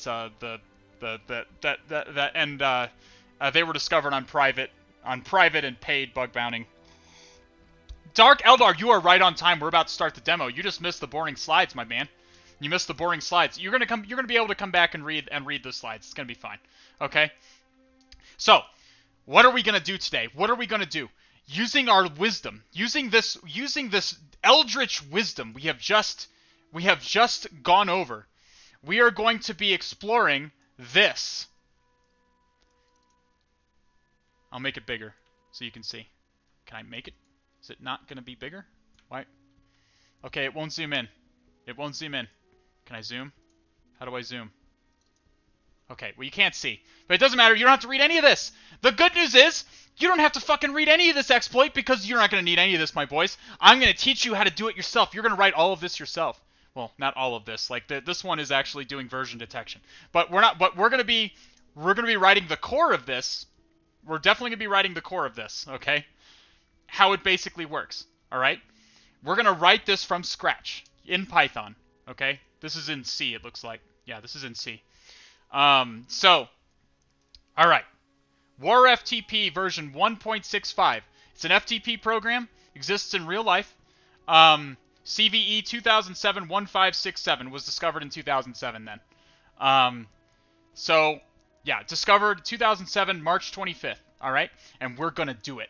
We're going to do it, chat. Okay? Here we go. Here we go. We're going to get started. Get us out of these fucking slides. Get them out. We don't need them. We don't want them. Oh, wait. We're behind in our battle, aren't we? We got to do our Stream Raiders battle. We're way behind. Sorry, guys. There we go. We'll do a Stream Raiders battle real quick. We got through the slides. And that gives me time to actually get Windows XP set up the way I want it to. So,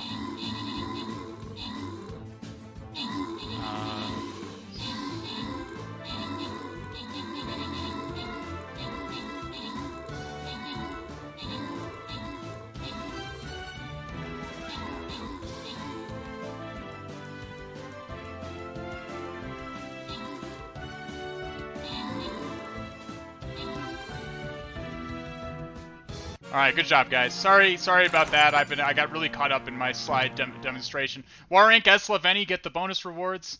We're moving on. We're moving on with life. Get this shit down. We have more important things to do than Stream Raiders today. But we got it. But I want to get the skin, so we have to continue. All right, here we go.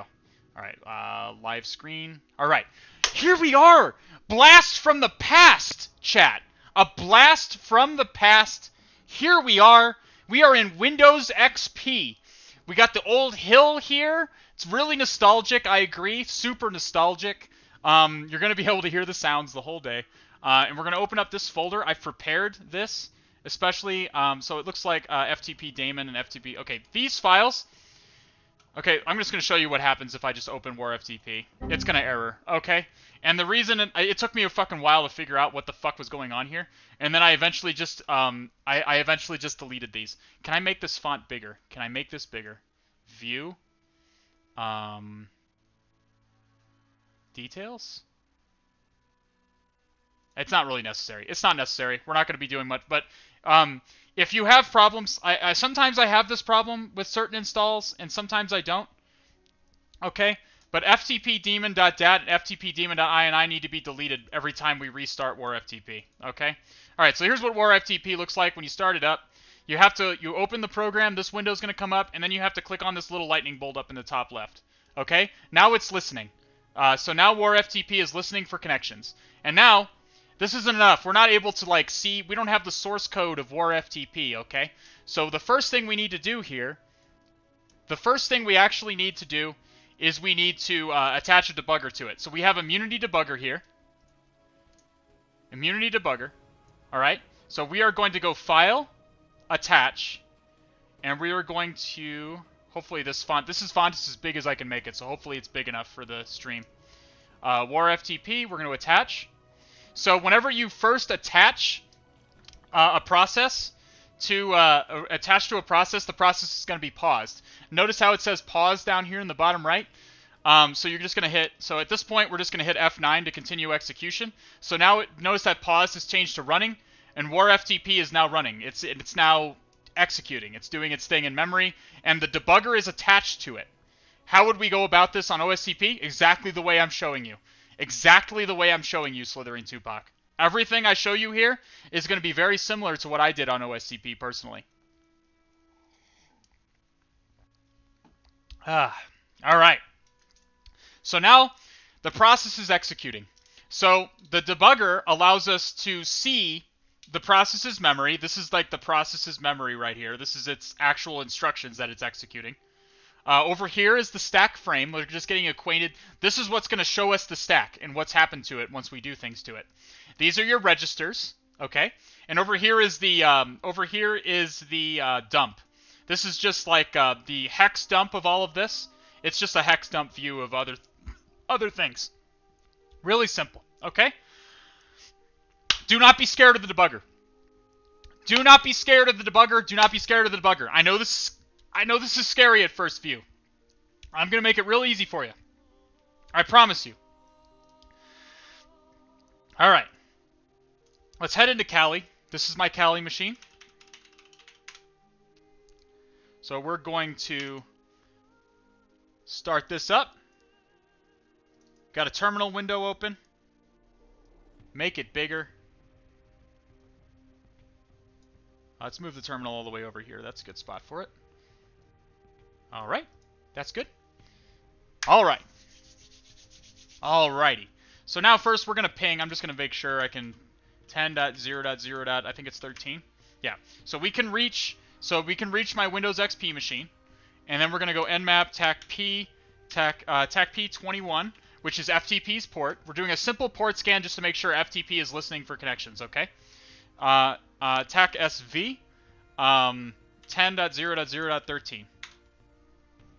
Oh, I got to make the font bigger. There we go. Now you can see. There you go. So notice war FTPD 1.65. And if we connect to war FTP, if we go FTP 10.0.0.13, notice it gives us the banner. War FTP 1.65 ready. We can enter a username, Alhazred, and then we can enter a password. And the password was incorrect, so we can't get out. Well, that's it, right? We can't get in. We can't get in. What can we do? We can't get in. Oh, no. The horror. The horror. The horror. Okay, let's just close out of this. Exit. Let's do this again. Except this time, actually, let's get a Tmux pane open. Mukder stream, CD stream. Let's get a Tmux pane open here, like we always do. Tmux new TACS stream. Okay. All right. So now we're going to. I'm going to create a new pane. I'm going to go clear Python 3 TACC print a times 1,000. Or we'll make it 1,000. Sure, that's not going to be a problem. Print a times 1,000. I'm going to have to need to make these single quotes. So we're just going to have it print out 1,000 A's so I can easily copy and paste this. All we're doing is printing a whole bunch of A's to the console. Very simple. Okay? I haven't lost anyone yet, hopefully. All right? We're going to copy this. Now we're going to go to FTP. 10.0.0.0.13. And we are going to notice it's asking for a username, and we're going to go like that. Let's see, did that actually work? I don't think that actually was going to work, actually. Now that I think about it, I don't think that's actually going to work the way that I was hoping.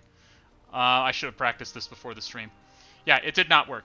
But so we need to forge. So basically, what's happening here is that the FTP client is preventing us from sending the maximum buffer.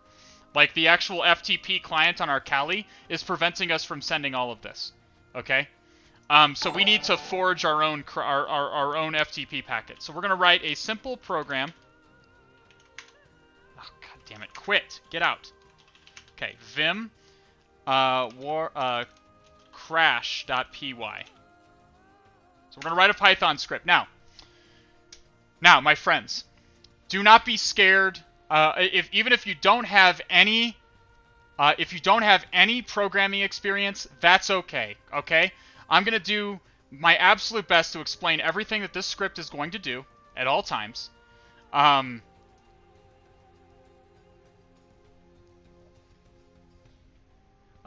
manually entering the size string using netcat. Yeah, you can do it. We can do it with netcat. Let's do it with netcat. That's actually a better idea. Netcat is a good idea. All right, so let's do... I can demonstrate it more easily with netcat. So instead of using FTP, let's use netcat. 10.0.0.13 with port 21. Okay? So now it's asking... Now we have to add user, space, and then a whole bunch of fucking A's. Now, it did ask for a password. It's going to do that every time. But notice if we put stuff in... Did it actually crash? Let's find out if it actually crashed. It did not crash. It still did not crash. Alright. I must be fucking it up. What did I do wrong? Do I have to actually put the password in there? Does it really want the password? I didn't put the password. Okay, we'll do this. I think you have to actually put the password. I think you're right. Oh. Oh, did it crash? It did. It did. Look. Look, chat. What have we here? What have we here, chat? What font? Can we make this any fucking bigger? God damn it. I can't make it any bigger. Debugging options. It's not debugging options. It's options appearance. Can I make it any bigger? I have it in bold. I have it in... Can I make it size 18, maybe? I can. Good. Okay, good. Excellent. Excellent. Okay, that's excellent. All right. Can everyone see?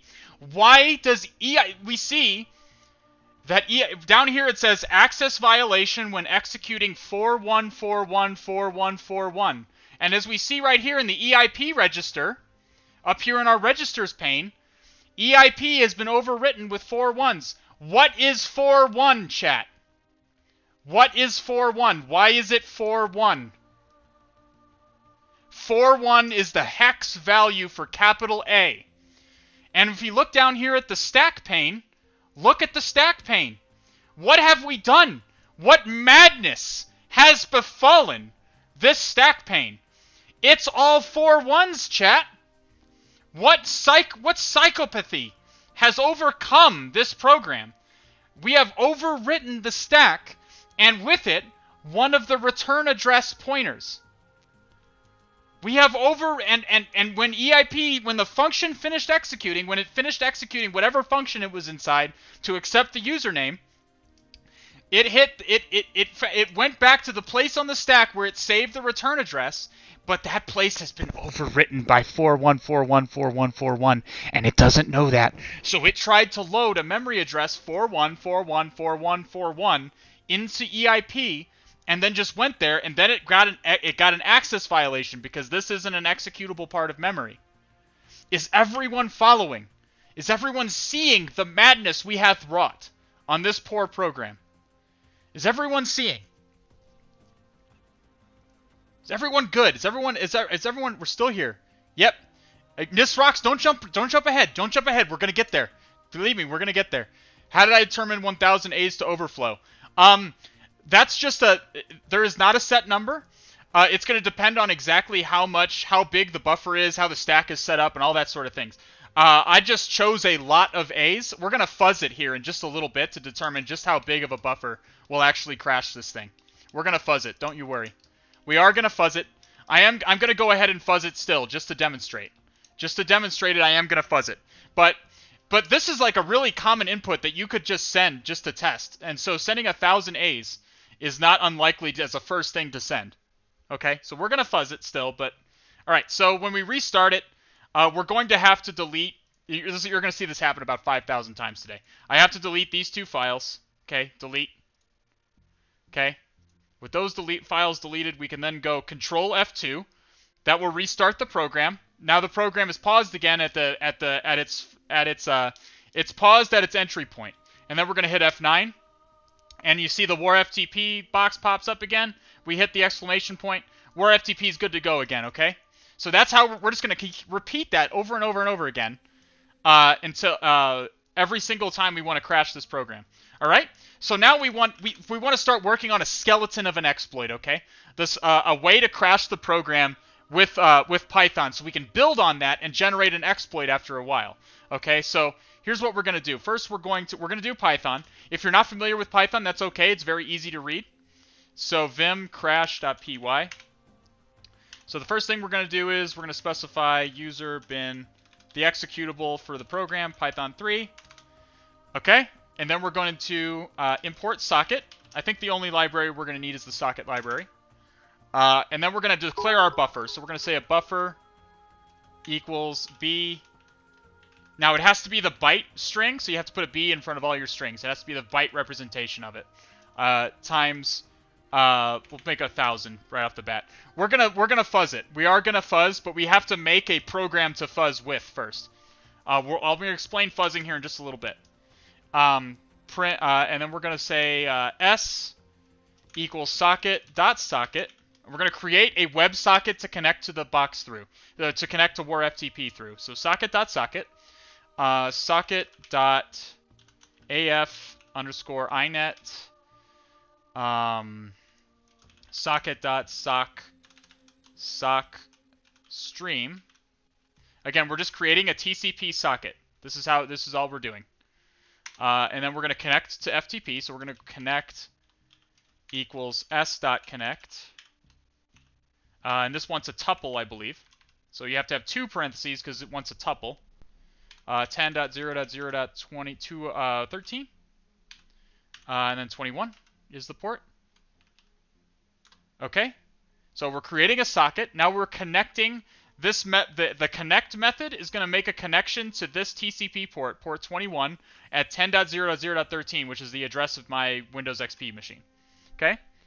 Then it's going to get a we're expecting a banner first, right?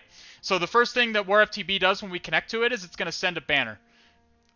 Star is right here, by the way. She's right off camera. You can't see her, but she's sitting on her fancy bed, which is this piece of foam that I got in an Amazon box that she loves to sit on. We call it her fancy bed.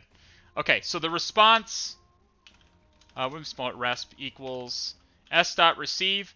We're expecting WarFTP to send us some bytes, so we'll just say 1024. That's way more than we actually need, but we'll just that's how many bytes we're expecting to receive.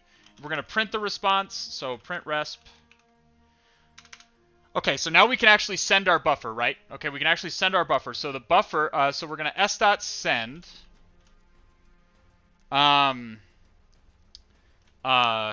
b user plus the buffer plus and then we have to send a new line character.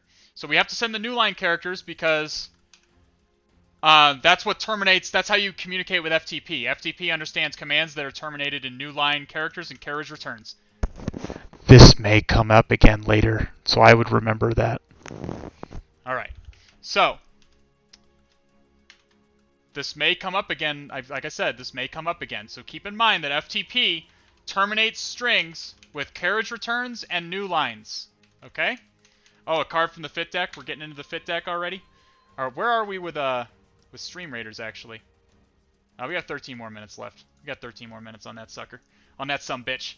All right, here we go. So we're sending the buffer. We sent the buffer. So now we're gonna receive. So response equals s.receive, and I guess we'll set it to 1024 again. Accept a kilobyte of data.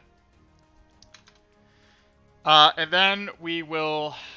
Honestly, it shouldn't hit this part of the code, but we're gonna do it anyways. Send. It shouldn't hit this part of the code. The program is gonna crash before this, but we're gonna do it anyways. So B, just for completeness' sake, B pass, and we'll make the password Cthulhu. Password Cthulhu, and we have to terminate it with an R/N. Okay? And then we're all done. We can just close the socket. Oh, I forgot the, did I do this right? Wait a minute. It's indenting. Why are you indenting? What is the confusion?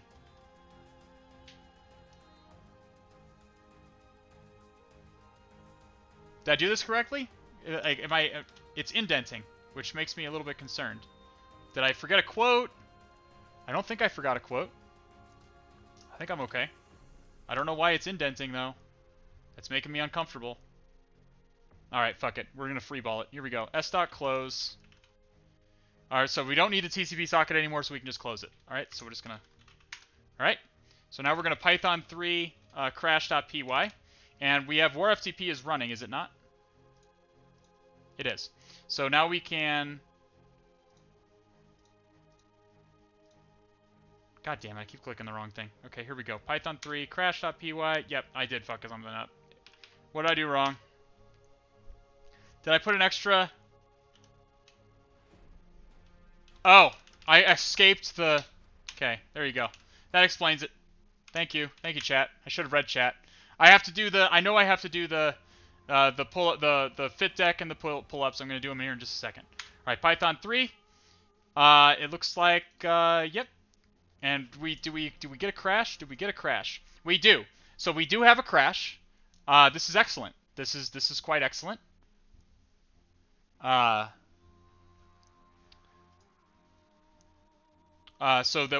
we have crashed the program with our Python skeleton, exploit skeleton. We're gonna turn this into an exploit over time. Please enter your username. I've fucked something up. What did I fuck up? It's the output is not pretty. We can print the response, I guess. Print response.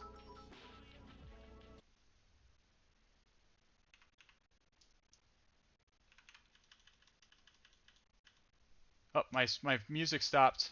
Bring the music back. There we go.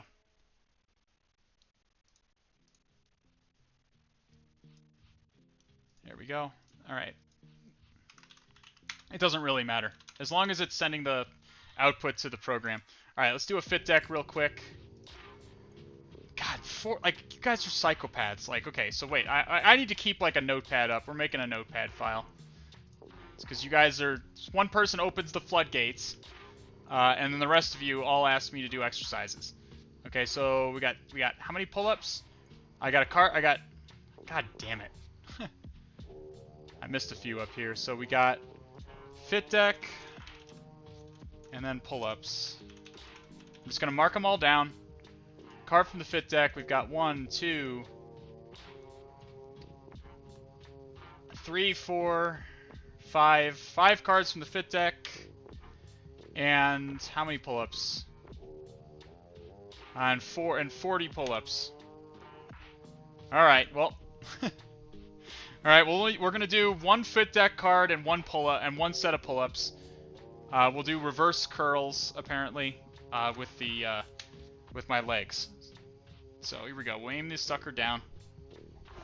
How are my arms from last stream? They're doing just fine. Don't you worry about me. I'm empowered by the old gods.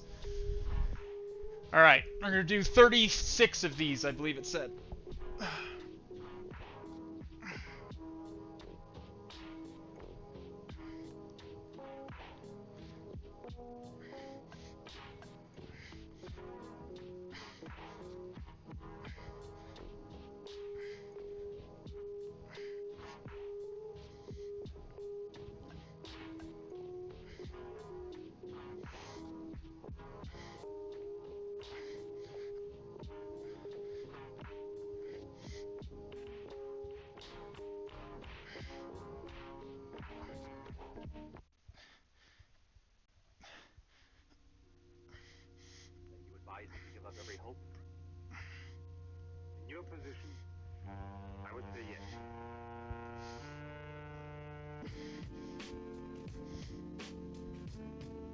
There we go.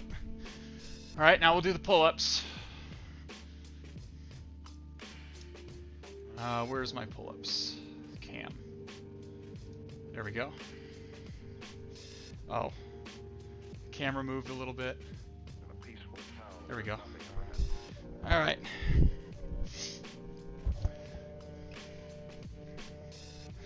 Dead hang for dead Cthulhu, who lies dreaming.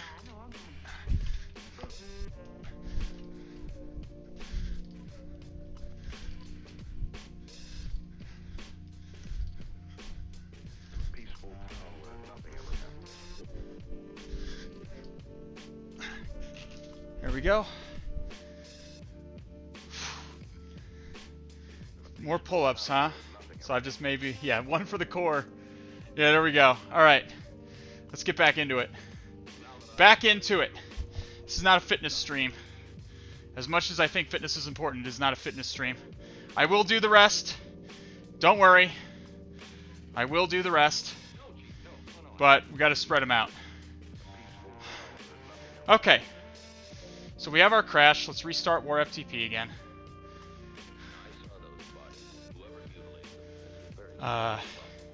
We have to delete those files. Gotta delete these files. Control F2 restarts the program. F9 executes it. Alright, now it's running again. So we have our... let's copy crash.py to fuzz.py. And let's vim fuzz.py. Alright. So, I guess, so we're going to create a very simple fuzzer here, chat. So, who's the owl? Thank you so much, my friend, for coming. Cthulhu Fatagan, good to have you here, as always. Now, normally, you would use a fuzzing framework. There are plenty of tools out there that will fuzz programs for you. It's kind of silly for me to write my own fuzzer right here, just for this program. Normally, I would use something called BooFuzz, but my objective here with this stream is to deobfuscate this whole process as much as possible. I would rather not use tools like I would rather not use tools when I can avoid it. And in this case, as it turns out, it's very simple to write a fuzzer for this program that doesn't need BooFuzz. We'll cover BooFuzz and other fuzzers in future streams. But we're going to write a really simple fuzzer here. Again, someone asked like how I knew to try 1,000 A's. The answer is, well, the real answer is I know how many A's will crash War FTP. Okay, I just know because I have done this exploit before. But in real life, that's just that's something you would just start off with. You would just send a whole bunch of input to the endpoint to see. Those of you who are here for the other stream, for my last stream 2 days ago, we encountered a buffer overflow on a Hack the Box machine. And I did 1,000 A's then, I'm pretty sure.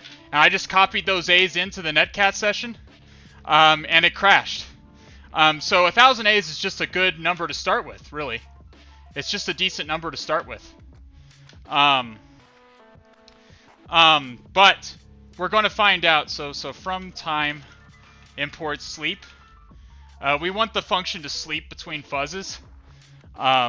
Okay, so I guess let's do this. What? Oh, I'm in insert mode. Switch to visual mode. Come down here and indent this. Okay. And then we can do while true. We'll make the buffer b, uppercase b times 4, or we'll make it times 10, I guess. Why am I doing b times 10? Well, I'm gonna show you here in a second. Okay, watch it. Watch. Okay, so we'll make it buff equals. I'm hoping this works because I'm just freeballing it, guys. I did not prepare for this as much as I should have. So we're setting our buffer that we're going to send equal to A times, I guess we can have another variable called I equals 0, I guess. A times I plus buffer. I think that should work. And then it's going to connect, it's going to do the whole, and then we'll have a line that says print fuzzing with buffer length plus string of length buffer buff.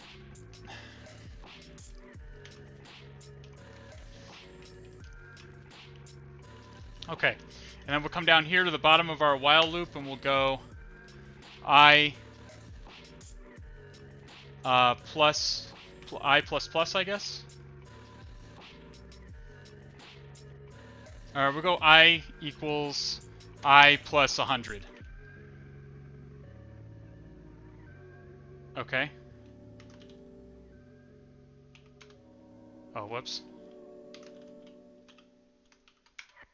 Okay, we wrote it. All right, so we're just going to follow this. We're just going to follow this code logic. First, we're going to declare a buffer of 10 Bs. Okay, we're making a buffer of 10 Bs, and then we're gonna set a variable, a loop counter of I equals 0, and then we're just going to enter an infinite loop where we are first generating our buffer, which is going to be a number of A's times the I value, whatever I is. So the first loop, I will be 0, so there will be no A's. It's just going to be a buffer of 10 B's. And then it's going to do the connection. It's going to try and it's going to do the connection and all this. And then it's going to close it, and it's going to add 100 to I. This is sloppy. I plus equals 100. Like this. And then it's going to go back and loop again. And this time it's going to send 100 A's and 10 B's. Does that make sense? Is everyone following? I'm glad. By the way, I am... Oh, God. Year 0 found it. Oh, God. We got to do it. We got to do it. Can I even, like, do it without... Can I even... it's going to make me make a new terminal. I'll do it. Hang on a second. Alright, we'll make a new window for it. Oh, we'll make a new tab, I guess. New tab. Kali Light. Oh, God! This is horrible! Oh, Jesus. Why did you make me do this, Year 0? Why? Why? Yeah, Year 0 did this. This is Year 0's fault, okay? So is everyone following... Everyone following the code logic. Switch, yeah, psych. Year 0 switched it back. Oh, no, okay, now we're on terminals regular. We're back to regular terminal. We're back to regular terminal again. Already we couldn't handle it. Already. No. We'll go back. We'll go back. We'll go back. We'll go back. Fuzzed up. Is everyone following this code logic? It's basically just going to send buffer of ever-increasing numbers, of ever-increasing size, until the program crashes. Very simple. Okay, so let's try and do this. Is WarFTP running? It is. Okay, so let's try and do it. So Python 3 fuzz.py go. And I broke something. Something is broken. Did it actually crash? It does not appear to have crashed even. Is it even running? Can I it does not appear to have crashed. I fucked something up. Well, first of all, I forgot to sleep. I forgot the sleep command. You're setting buffer? Did I do that wrong? Yeah, that's probably what I did. This is just part of coding. Yeah, I'm setting buffer and not buff. Yeah. I did a number of things wrong. That's okay. That's why we're here. Or that's, I probably should have written this ahead of the stream, but you know what? I ain't about that shit, right? I ain't about that preparation shit. We're just doing it, we're doing it off the cuff, okay? And then we're gonna sleep for 2 seconds. So we're gonna have execution sleep for 2 seconds in between connections. So it's easier to read the output. Here it goes. So first it's doing 10, then 110, then 210, then 310. Now eventually the program's not going to respond anymore. Right about now. Looky there. So we tried to fuzz with length 610, and the program is not responding. So that means that this length actually crashed it. Okay? That length actually crashed it. Now why, you may ask, why did I put those B's at the end of the buffer? Why are the B's at the end of the buffer sitting at the end of the buffer? And that's because I want to now go through the stack and make sure that the entire buffer made it onto the stack. If we have a whole bunch of A's and at the end there's 10 B's, which there is, there are 10 B's at the end, so I know the entire buffer made it into the stack. This is very important when I know when you need to know how much buffer space you need. Psych! Thank you so much, you psychopath! You're out of control. Psych, Nightmare, and Psych and Nightmare especially are completely out of control. We had another big gifter today. Who else was the big gifter today? Susvarus as well. Susvarus, you people are Psych is a psychopath. He is consumed by the nethermost confusion of buffer overflows that he feels the need to gift this many subs. Thank you so much, my friend. Thank you for supporting the stream. To everyone else, oh my goodness, what even just happened? How many even? Wait, 50 tier 1 subs. What is this? Cyber insecurity. You madman. This man needs to be disaffected from it. This man needs to be separated from his finances stat. That is a lot of money to give a random hacker on the internet, okay? That is a lot of money, sir. Sir. Hey, Ashantani, my friend. I don't even have, buddy, I don't even have, like, a, you are killing it, keep it up. I'm really glad you're enjoying it, Cyber Insecurity. I'm so grateful to the positive reception my stream has gotten after only a few weeks of streaming. Thank you guys thank you so much, Cyber Insecurity. Get with me on Discord and let me know if there's anything I can do to pay you back, because this is absolutely fantastic stuff. Like, thank you so much. You are so generous. All right. So, as I was saying before everyone went fucking batshit insane, it might as well be I might as well put the fucking chat in sub only mode because you're all subs now. If I put 10 B's at the end and I look in the stack and there's a whole bunch of A's and then 10 B's at the end, I know my entire buffer made it into the stack. Okay? So now, buffer size is very important. The more buffer size we have to work with, the easier it's going to be to exploit this program. This is awesome, and I'm going to let you finish, but you take down the Switch terminal reward, I'm going to ban everyone who wants to change. No, this is fucking hilarious. I'm keeping it. I'm keeping it. You can't make me. You're not my real dad. You're not my real dad. It's as funny as I thought it was going to be, watching the chat battle over the stream, over some people want to torture everybody else and other people want to fix it. Yeah, he's gonna regret saying that before I spend my entire stream in the light mode.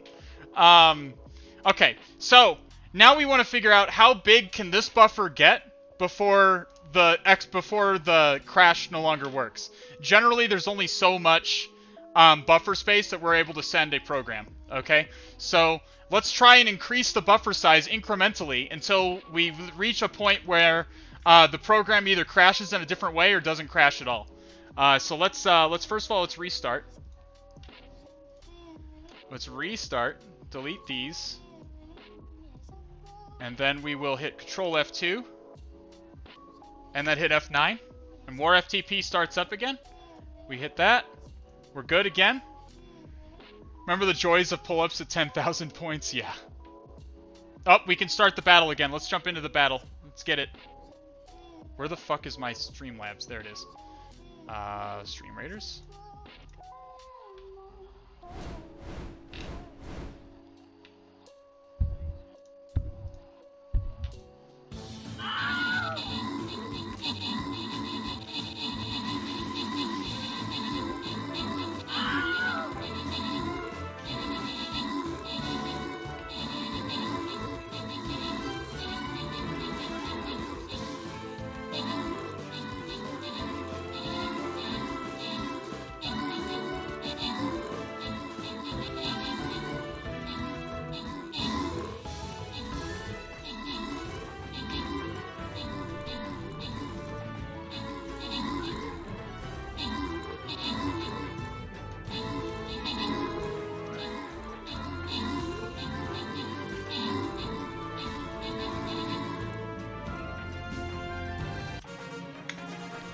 Easy.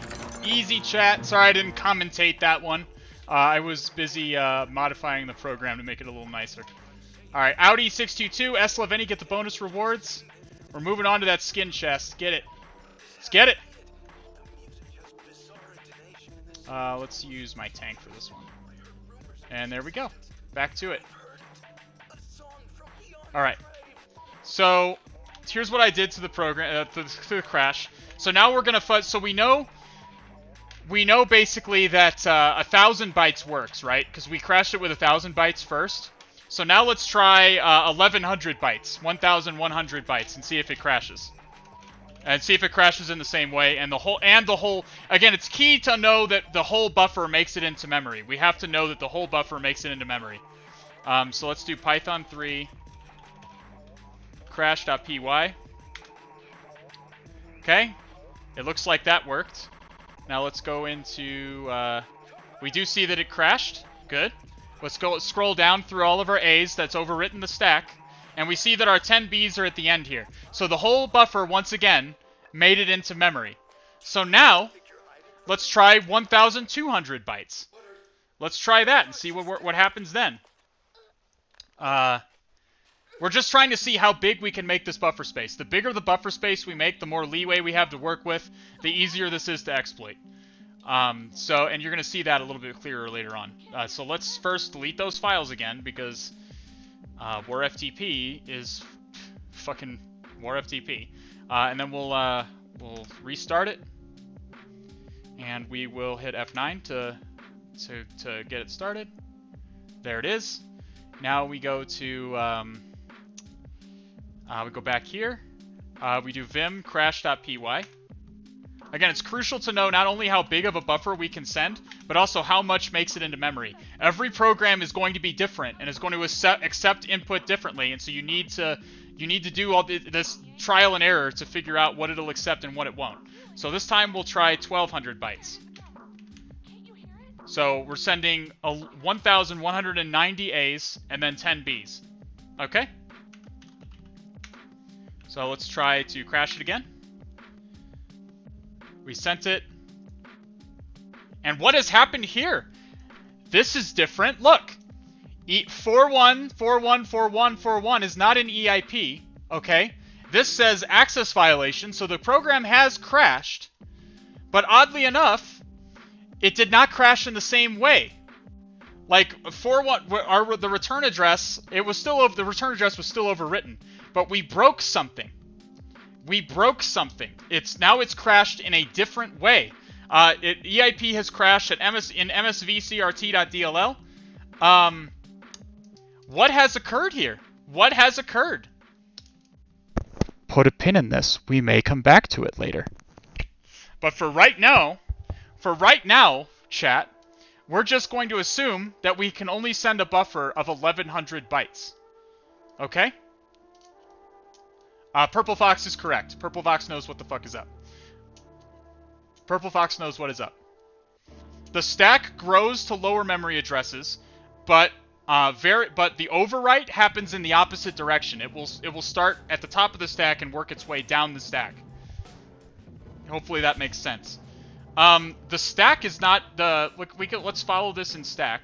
We don't see the stack does not look the same as it did. There are no A's here. See this? No A's. And that's it because we're in a completely different part of memory. It has crashed differently. Oh, here's our A's. Our A's are down here. But this is nowhere near the stack pointer. This is nowhere near the stack pointer. The stack pointer is all the way up here. The stack pointer is all the way up here. Our A's are all the way down here. So ostensibly, chat, there's nothing we can do with this. Ostensibly, I got you. Don't worry. Don't worry. There's something we can do with it. We're going to come back to it. All right. So for right now, just assume that we can only send 1,100 bytes. Okay? We can only send 1,100 bytes. So let's do this again. Let's restart the program again. Delete those. Control F2. Start it up. Okay. Now it's running again. So we can only send 1100 bytes. So we can copy crash.py, exploit.py. We'll vim exploit.py. So we don't need these B's anymore. We can send So now, okay, I'll let you guys who, now that we know how many bytes will crash the program, what is next? Cat exploit.py. What is next? I heard someone said it before. Someone said it before. What do we do next? What do we need to find out next? We know the exact size. Do a wink reward with channel points. Like, my channel points are going to be a gigantic clusterfuck later on. Ong31D is correct. Where is the IP is stored? Year 0, also correct. We need to find out. I think I already restarted the program, but we need to find out which one of exactly. There are 4 of our A's. Exactly 4 of our A's are overriding a return address and are ending up in EIP. We need to figure out which 4 A's that is.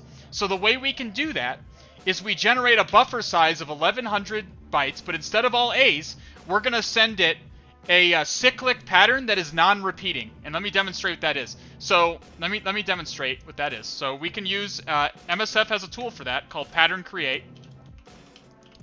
Now there are going to be those of you who are like, Mr. Streamer, Mona.py can do that. Why don't you just do it with Mona?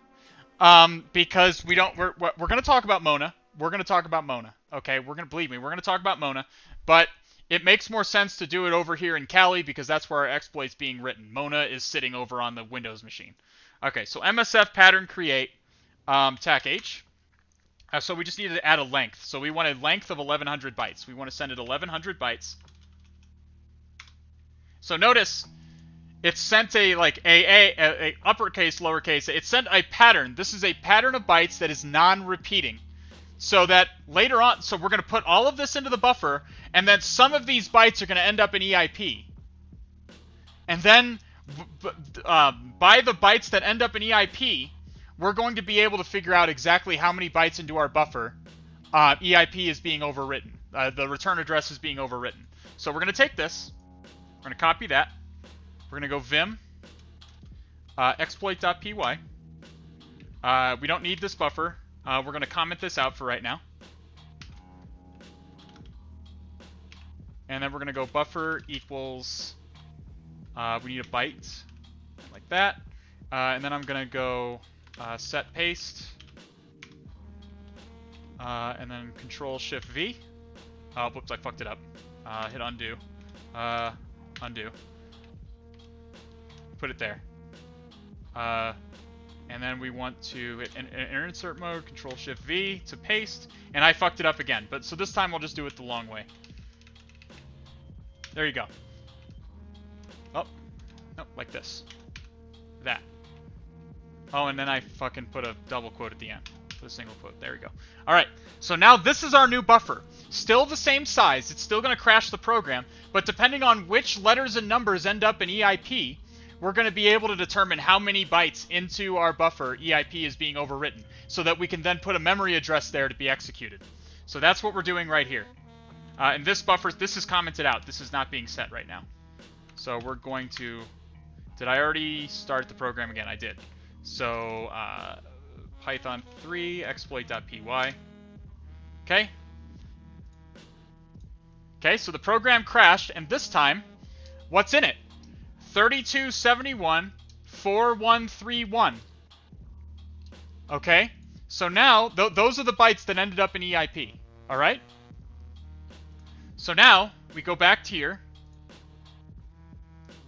We go back here and we go MSF pattern. Is it locate or is it pattern offset? Yeah, offset. MSF pattern offset. Put in the length of 1100 bytes and tac Q for query. And what was the exact number? 3271 4131. 3271 4131. So this says there's an exact match in the pattern at offset 485. It should work without the L. It probably would, yeah.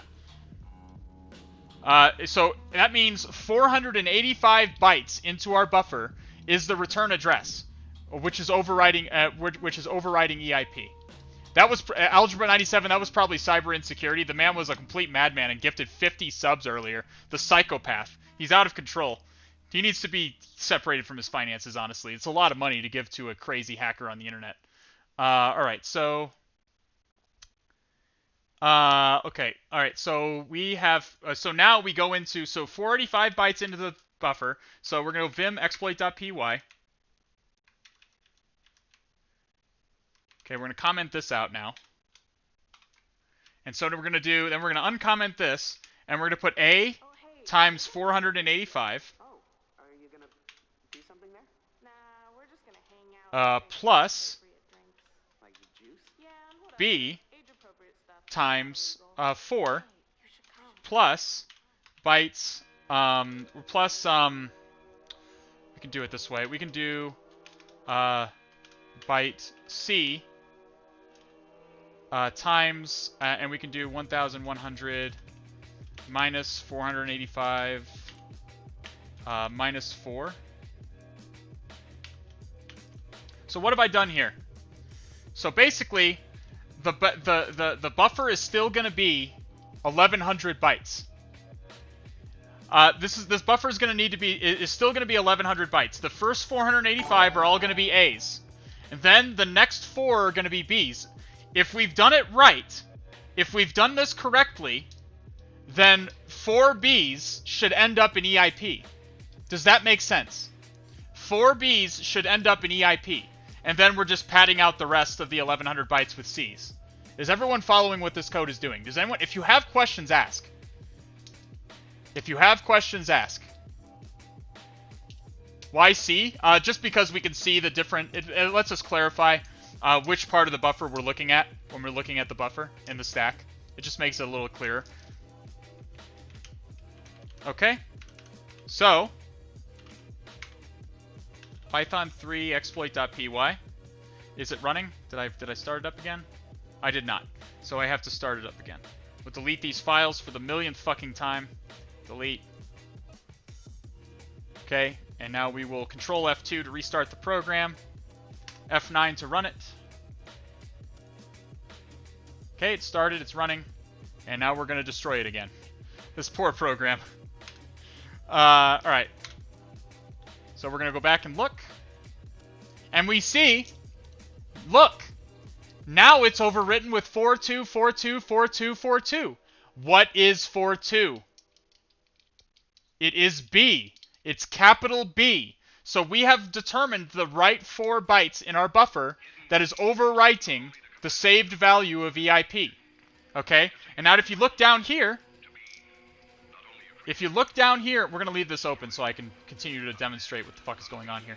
If we look down here, we see that on the stack, we see that here's our A's, here's our 4 B's, and here are the here's our C's. And we also see, interestingly, that ESP is pointing at these C's. This is very interesting. ESP is pointing at these C's. So basically what we need to do here right now, chat, is place an instruction in EIP into this. We need to replace these B's with a memory address. 0day99, thank you so much for the follow, my friend. Cthulhu Fatagan, good to have you here. What is C? Yeah, what is C? Yeah, what do you mean? What do you mean by what is CEH? The cert? The cert? Oh, SEH.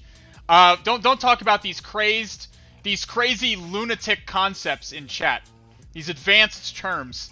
We'll talk. SCH is a topic for another discussion. We'll get to that. We're not dealing with SCH right now. Don't get confused. All right. So we need to put now instead of these B's, there needs to be a memory address here. Okay. There needs to be a memory address that's gonna send the program to a place in place in memory that we control. That place we control is our C's. Our C's eventually are going to have shellcode in it, like shellcode, that like actual reverse shellcode, and our B's need to send execution to those C's. Does that make sense? Is everyone following?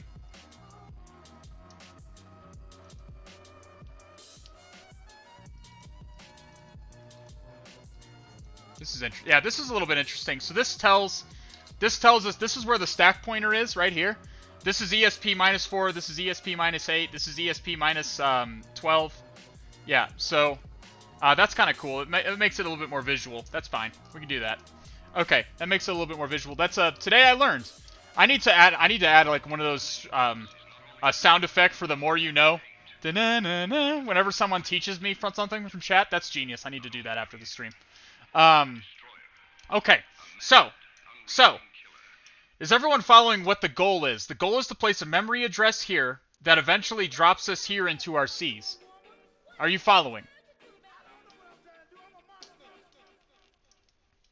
And the amount of space you have for your C addresses is determined by max buffer size before it crashes differently. Yes. If we didn't have many C's, like let's say our C's cut off right here and we had a really small buffer size, we could do our A's still. We could find a way to do our A's. It would be harder, but we could do it. But right now, this is very easy. We need to find an we need to find an assembly instruction in this program somewhere that executes a jump ESP.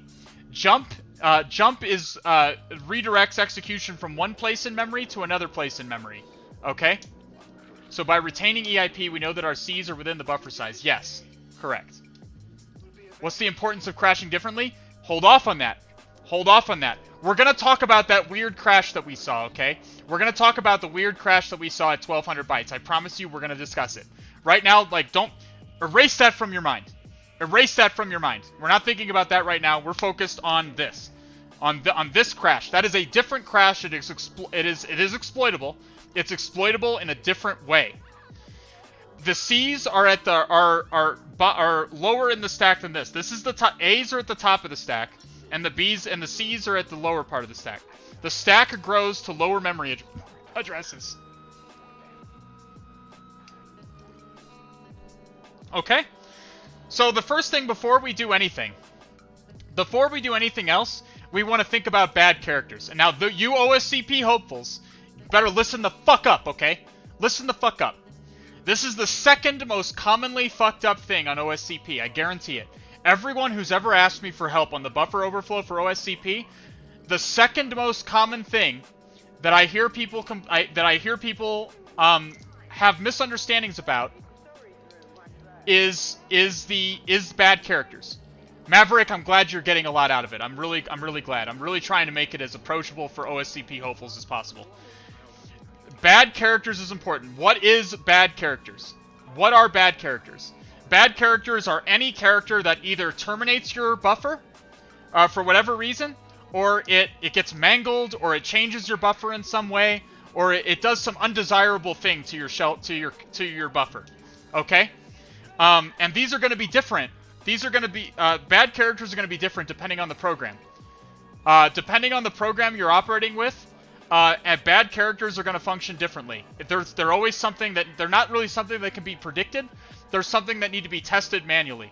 There are a few characters that are almost always bad, and we're going to talk about that. We're going to talk about what characters you can expect to be bad almost every time. But you need to know how to test for bad characters. Okay? So, let's go back to let's restart this machine first of all. Let's restart this. So first thing we're going to do before we do anything else is test, before we start putting memory addresses and shellcode into our exploit, we need to determine what characters are allowed. Because we don't want to find a memory address that we want to jump to and have it and find out it has a bad character in it at some point. Okay? That would be sad. We don't want that. Oh, look who showed up. She's walking right in front of the screen and you guys just can't see her because she's underneath the camera. So, the first thing we need to do is we need to restart the program first. And then we're going to figure out the bad characters. All right. Head on over here. Now there's a... we need a list of all hex characters between 00 and FF. Okay? We need a list of all characters between 00 and FF. So we can do that with Python. We can do... let's do this in a small script because the interpreter will fuck it up. So it's vim gen bad char gen chars.py. I'm gonna do a really simple script. Import sys. We need the sys.out.write. For x in 0 to 256. 256 is FF in hex. FF is 256. Okay? I know hexes gets confusing for people, but hex is just a number. Hex numbers are just numbers like the numbers that you know. They're just base 16 instead of base 10. So FF in hex is 256 in, I guess, normal numbers. Twitch me cool, thank you so much for the follow, my friend. And I think I missed H7CV. Thank you so much for the follow, my friend. Cthulhu Fatagan. So we're just gonna list off all the characters. So we're gonna do sys.stdout.write.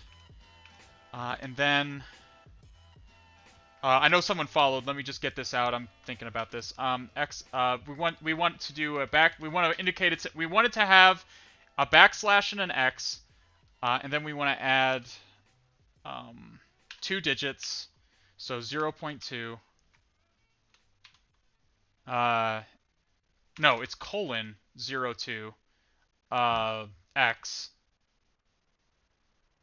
Yeah, because X means hex. Okay, and then we close the braces, we close the quotes, and then we need to do it with format. Format X. Okay. I think that should work. Really simple program. So basically all this is doing is it's going to print all the hex characters. Exactly. Codename root already got it. Codename root is doing it. That's what it's going to look like. Python 3 genchars.py. And that fucked up. What'd I do wrong? For x in 0 to 56. Oh, range. Range. I forgot to add range. 0 to 56. So yeah. Okay. So notice its first one is 00. First one 01, 02, 03, 04, 05, 06, all the way up to FF. Are you following me? This is every possible character value a byte can be. A byte is a value between 0 and 256. These are all of the possible values. Now, for the sake of the stream, I'm not going to alter these at all. I'm going to put these into the buffer, and we're going to try and see, and we're going to see what happens. But as I'm going to point out, there's at least one character that can be removed from this basically by default, like 99.9% of the time. And chat is already indicating it, but I'm just going to show what happens if you don't realize this. And it's very common for people to not realize this and fuck it up on OSCP and get really confused, okay? So focus on this. Here's what happens if you... here's what's going to happen if you just put all the characters in there. So we're going to do vim... So we copied this, right? Yeah. Exploit.py. We can get rid of this. dd. Okay. And then we can do another variable, bad chars equals b. And then we can set paste. Control-Shift-V. What just happened? What just happened? I messed it up.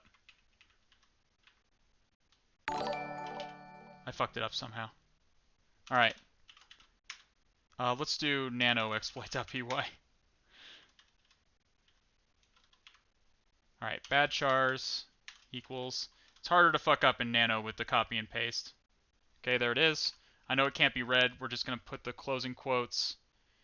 Let's go back to home. I forgot to put B, predictably. So we'll put it there. We'll write this, quit, and we'll vim exploit.py. So now you can see it a little bit easier. We can get rid of this. We don't need this anymore. This is just going to confuse people. All right, there we go. So now all of the bad chars are in there, 256 bytes of them. Let's see. Who we got? Teletops, Bad Chaz RT, Holden, Incognito 1184. Thank you for the follows. Cthulhu Fatagan, my friends. We're battle ready in 5 minutes. Okay, we got time. All right, so these are the bad characters. All right.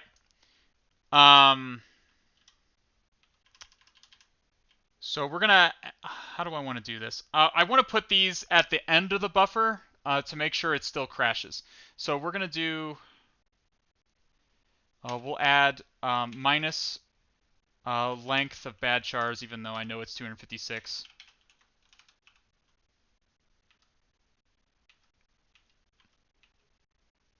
Yep, and then we'll add bad chars onto that. Okay, so these are all going to be at the very end of our Cs. Okay, very end of the Cs. As long as I calculate this correctly. So 1100 minus... Yeah, that should be okay. All right, we'll try that. Oh, God. Oh, no, it got countered. It got countered. Never mind. Never mind. Paperboy Gold. Paperboy Gold just burned 4,000 points just out of nowhere. Can you explain why 2 chars and not 4? What do you mean by 2 chars and not 4? What do you mean by that, Poker Nabi? Explain on that question. You mean like why are there 2 characters? These are hex. These are not characters. These are hex numbers. These are numbers in hexadecimal. Do not think of them as characters. These are hex. These are hex numbers. It's like the difference between 3 and 33. Okay, you wouldn't say 33 has 2 characters in it, even though it kind of does. 33 is just a bigger number, so it has another digit next to it. Does that make more sense? Did I mess up this? Did I mess up quotes? Did I mess up quotes? I don't think I messed up quotes. The quotes look okay. All right, let's try and Python 3 exploit.py. Now it should crash for us. It does crash. So now what do we do? We're going to follow that. We're going to follow ESP and dump. So we're going to bring it down here. So let's make this a little bit bigger so we can see it. Oh, that's not right. I want to make this pane bigger. Here we go. So here's all of our C's. Let's make this a little bit bigger so you can see the ASCII. Scroll down. And at the end of our C's, that should be our characters. But notice there are no characters. Why are there no characters, chat? Why are none of our bad characters appearing in our buffer? Why? Ragnarok, Ong31D, Purple Fox, these are all correct. These are all correct. Because the very first character is this, a null byte. As I said very briefly during the slides, a string in C is made up of it's an array of char values. It's an array of chars. Char is a shortened version of word of character. So if you have an array of 15 chars in C, that's your string. It can only fit 14. It can only fit 14 characters in that string because the 15th character is a null byte. The null byte terminates the string. Otherwise, C doesn't know where the string ends. C can't figure out where the string ends unless there's a null byte at the end of it. Okay? So, what's happening here, since war FTP is written in C, what's happening here is that our buffer is being terminated at this null byte. This null byte is terminating the string. So it is not, the buffer is not appearing in our payload. So, how do we fix this? We simply remove, so we now know and we can write down that 00 is a bad character. That null byte is a bad character. Now, you can pretty much just assume this, chat. For like in like 99% of the time, the null byte is gonna fuck your shit up. Okay? The null byte is gonna fuck up your buffer. So just so if I was doing this on my own, I would just remove the null byte, like just at the outset. So now let's do it again with the null byte removed. This is the process. This is the process of discovering bad characters. We're just going to send this whole buffer in, and every time we're going to examine what makes it into memory, and we're going to remove any character that is either mangled or terminates the string or does anything bad to our buffer. And we're just going to keep removing characters until the whole thing makes it in. And that's how we know what the bad characters are. And I know it's laborious, it's painful, but that's what this is, man. That's hacking, baby. That's hacking, baby. All right, here we go. Get in. Let's leave the dump. Let's leave the dump open like this. We have to start this up again, so which means I need to fucking... I close the folder because I'm an idiot. This needs to be removed. Delete. All right, we'll restart War FTP. F9. War FTP starts again. Start it up. Okay, let's crash it again and see what characters make it in this time. Okay. Back up. So now, we've crashed again, we see. Follow and dump. Let's go down to the bottom of our Cs. And now we see, right down here, we see these are the end of our Cs right here. GUI Senpai. Paperboy Gold is keeping the Kali terminal in light dark. I keep not looking at it when people change it. Sorry about that. So notice that the first character, 01, made it in. So why are we trying to find bad characters and removing it? Because we don't want those characters to appear in our shellcode later. If these characters appear in our shellcode later, it's going to break, it's not going to execute, and we're not going to get a shell. The shellcode won't execute if it has bad characters. It'll malfunction. So we need to figure out what characters are bad so we can exclude them. So 01, 02, 03, 04, 05, 06, 07, 08, 9, and then notice it goes up to 20. Hex doesn't go 09 to 20. What comes after 9 in Hex? What comes after 9 in Hex, chat? A. 0A comes after 9. That is 10. And that's the... A is the equivalent of normal numbers 10 in Hex. Okay? What is 0A? What is the ASCII character for 0A? What is it? What ASCII character is represented by 0A? Fluffy Squirrels got it correct. Fluffy Squirrels is correct. It is a new line. Let me demonstrate. This character. This one right here. This slash n, the backslash n, the new line character, that is represented by the hex number A. Okay? The hex number A. So, as I said, that since we are submitting our buffer in an FTP terminal, 0A is terminating our buffer because it's like a press of the enter key. It's a press of the enter key, essentially. It is interpreting that as a press of the enter key, and it's terminating our string at the 0A. So we need to remove that. We can just return... I entered visual mode. Get out of visual mode, sir. Thank you. All right, so we'll scroll on over to 0A. We don't want that in here. And I see some of you are already jumping ahead on me, but we're going to go ahead and do it. I'm going to continue anyways, because again, you need to do this on OSCP. This process must be followed on OSCP. Absolutely must be. This is the process of OSCP. You have to remove every bad character and then see if it crashes, and then make sure that every single character is making that you have in your payload is making it into memory properly. If you don't, and there's a bad character in your shellcode, it's going to fail, and you're not going to know why. It's going to fail, and you're not going to know why.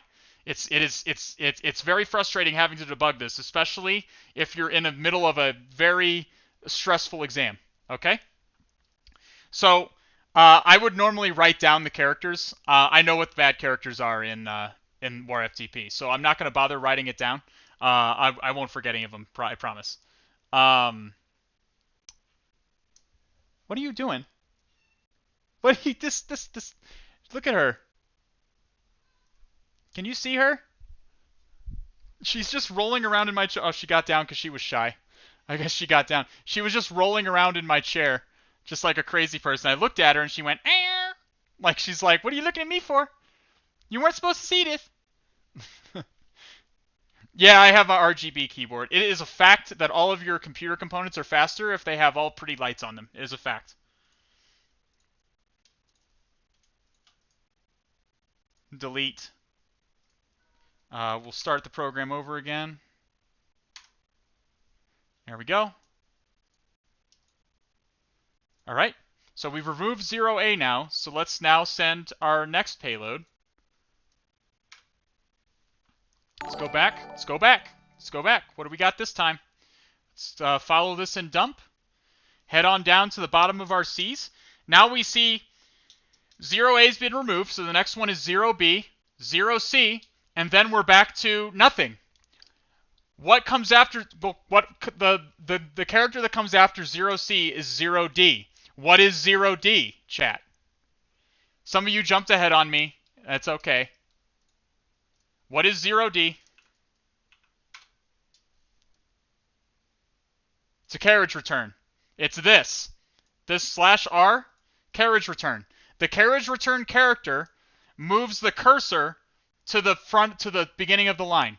The new line moves the cursor down a line, and the carriage return moves the cursor to the beginning of the line. So a /R and a /N in sequence is a press of the enter key. So both of these characters individually are terminating our payload. So we need to remove 0D. Got to remove 0D. So now we'll see what makes it in.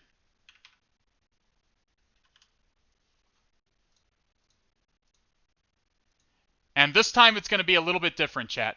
I'm gonna spoil it a little bit, and I'm gonna say that this time it's going to be a little bit different, and we're gonna have to. Fortunately, you're not gonna have to go through the mayhem that I did of figuring out why, because I'm gonna tell you why it is.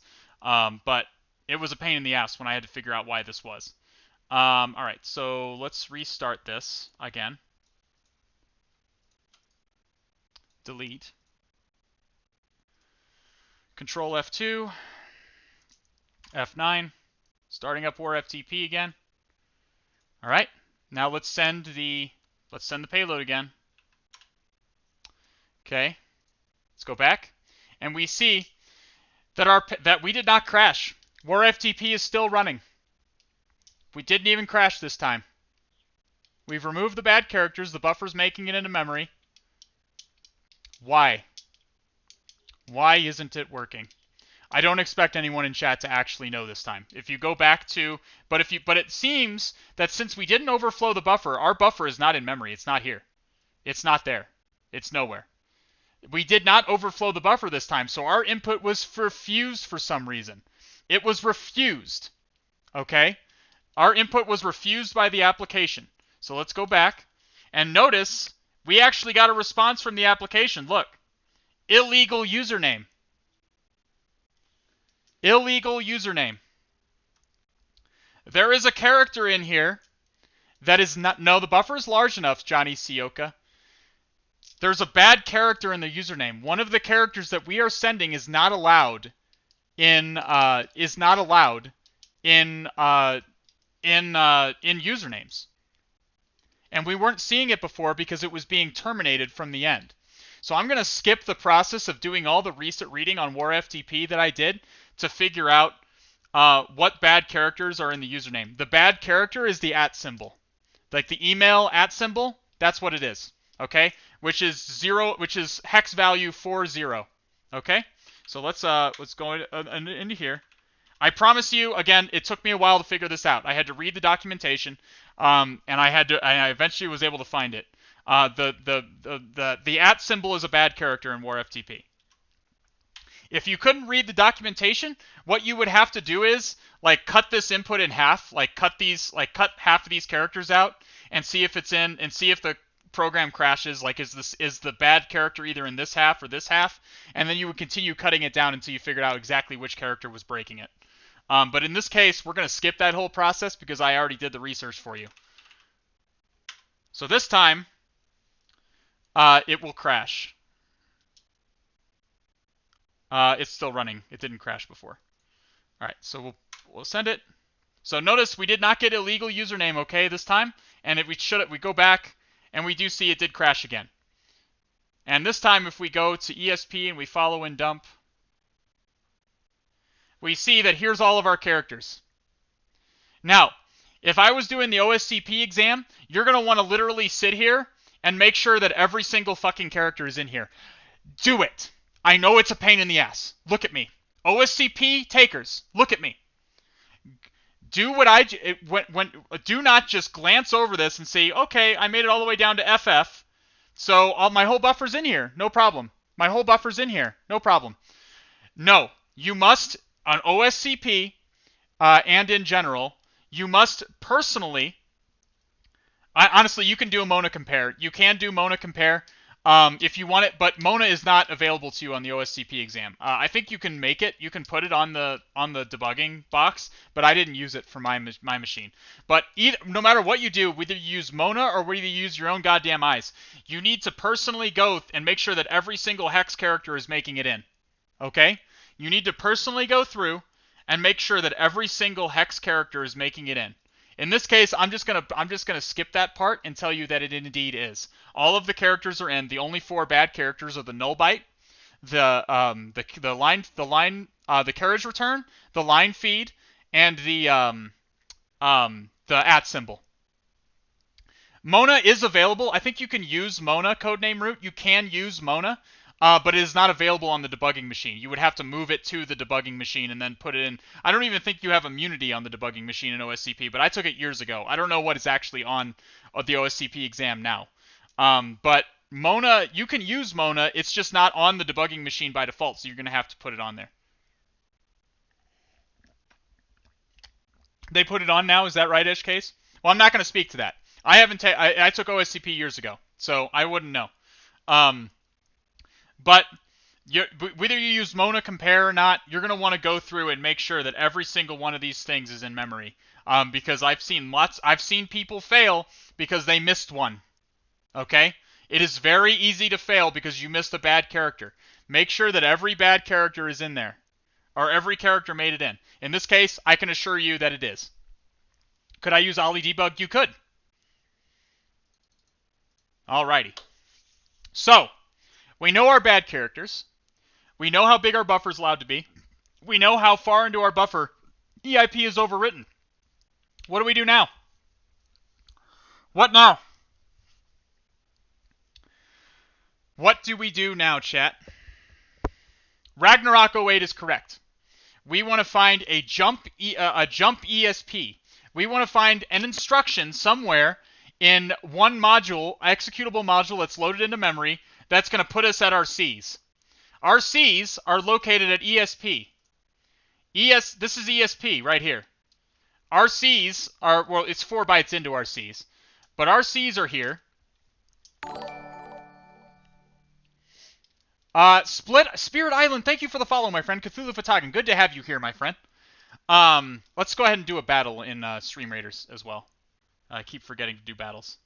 Let's see. All right. Oh boy, we're coming through a bottleneck. Yikes.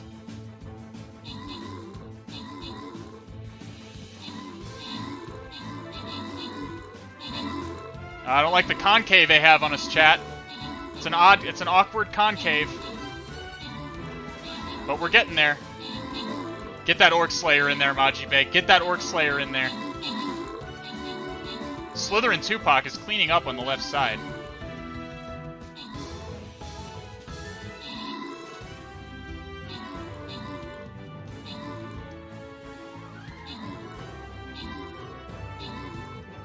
Okay.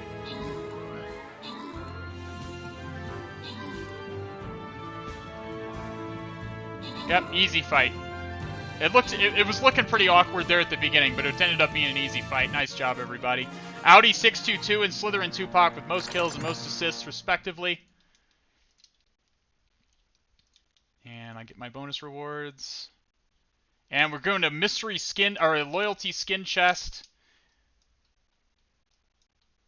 Oh, we have tons of tanks here. Tons of tanks. So we're just going to want all melee guys, I think. They have like 3 archers. So let me get my barbarian. Where's my barbarian at?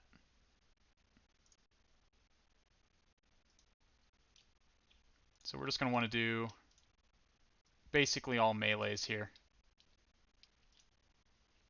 Maybe a few armored on the side. And then some ranged back here. And some supports back here. There we go. Good enough. Alright, back to it. Back to it. How do I join this game? Exclamation point battle. Kacha Limbu. If you do exclamation point battle thusly.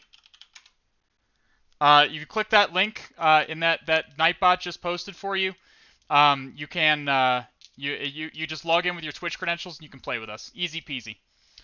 All right, so we want to put a memory address in EIP, which points to a jump ESP instruction. Okay, we want to point to a jump ESP instruction.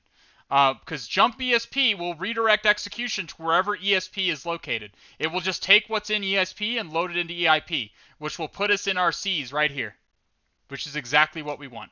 Okay? So that's what we're going to be looking to do. So let's do that. Now we can, I'm going to show you the manual way to do this, and then we're going to do it with Mona. Like you can go to View up here and go Executable Modules. Now, when you're looking for memory addresses of instructions, when you're looking for instructions to execute, you want to try and pick stuff that's either in the executable in the actual executable you're exploiting, or in you want to ideally pick something that's in the executable you're exploiting. Why? Because if we just pick any old jump ESP somewhere in executable memory, the exploit will work fine for us probably. But if someone else does it on a slightly different version of Windows XP, like Windows XP SP2 or something like that, Service Pack 2 or something like that, it might not work because the module is in a different place in memory. So you want to try and pick either the module in the module that is that you're trying to exploit, or you want to pick a relatively stable module that's not changed very much by Microsoft, like msvcrt.dll. msvcrt.dll has a lot of useful instructions in it, and they don't change it very often. So first, let's look at warftp. Let's load up this. So right here, in the CPU pane here, in the top left, this is the CPU pane. We are looking at the assembly code of the warftp.exe executable. This is all of its code in assembly. So we can now go to this. We can now search for command, and we can search for a jump ESP. Now, it doesn't have to be specifically a jump ESP. There are plenty. There is no ASLR in XP. That's correct. ASLR is post XP. Windows 7 has ASLR. Jump ESP, it doesn't have to be jump ESP specifically. There are other versions of there are other similar there are other equivalent assembly commands, I should say, that will work. Like for example, a push ESP and a ret. If you have a push ESP followed by a ret, that will work as a jump ESP. That will do the same thing. But we'll just look for a jump ESP. We don't find it. It says item not found. So we'll try a push ESP and a ret. Sequence of commands. Push ESP and then ret. And we don't find it. Okay, so if you want to do this manually for some stupid fuck reason, you could go through every module in memory that is like you could go through all the modules in memory and look for jump ESPs or their analogs, or you could just come over here and go Mona. You could use Mona. Mona is not installed by default in Immunity Debugger. You have to go to Mona's GitHub page, search for Mona GitHub, and you'll find it. So you want to go to Mona, jump tac r ESP, I think that's the. Okay, it's frozen up for a second. Okay, so it did execute. It just froze up for a second. So if we go over here, we see this is Mona's output right here, the log data. And it sees it has a bunch of pointers for us. It found a total of 93 pointers, and it says only the first 20 pointers are shown here. For more pointers, open the logs directory. So I open up my logs. We don't want to open up that one. We want to go to my computer. Local disk, logs, warftpd, jump.txt. All right. So can I make this bigger?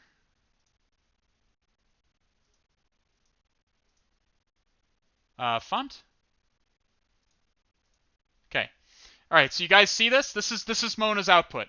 It has searched all of executable memory for jump ESP, for either jump ESP or it's or call ESP, that also works, or push ESP followed by a ret. So again, there don't seem to be so I'm looking for warftp.exe, and I'm not seeing it. I'm not seeing warftp.exe. Okay, so if you don't see warftp.exe, what you want to try and use is msvcrt.dll. This module is not changed very often by Windows, so it's fairly reliable. This push ESP ret and msvcrt.dll should work fine. Any of these push ESP and followed by a ret should work in msvcrt.dll. He teaches a lot more than most training I've done. That is so kind of you to say, Edgecase. I'm so glad you're enjoying it. Radaza89 and R. Greiker. Thank you so much for the follows, my friends. Cthulhu Fatagan. Good to have you guys here. Okay, so we're going to use this memory address right here. All right. What do you want? What? She is... you can't hear her, but she is just babbling. What do you want? You want to go out? I think she wants to leave. There you go. Go ahead. I think she has to go to... Oh, she has to use a litter box. That's where she's going. Okay, the door was closed and she has to use a litter box. Okay. All right, so we also want to be cognizant that we don't pick any memory addresses that have any of our bad characters in them, okay? So we see that this does not have... our bad characters are 00, 0A, 0D, and 40. And none of those are in here, so this will work just fine. This address right here will work just fine. So we're going to copy this. And we're going to head on over to do I have clipboard set up? I don't think I have the clipboard set up, so I'll have to write it out like a scrub. Okay. Oh, I do have the clipboard set up. Okay, cool. Okay, so that's the memory address. So we're going to do vim exploit.py. So we can get rid of the bad characters. We don't need these anymore. So we can add a variable in here. Return addr is equal to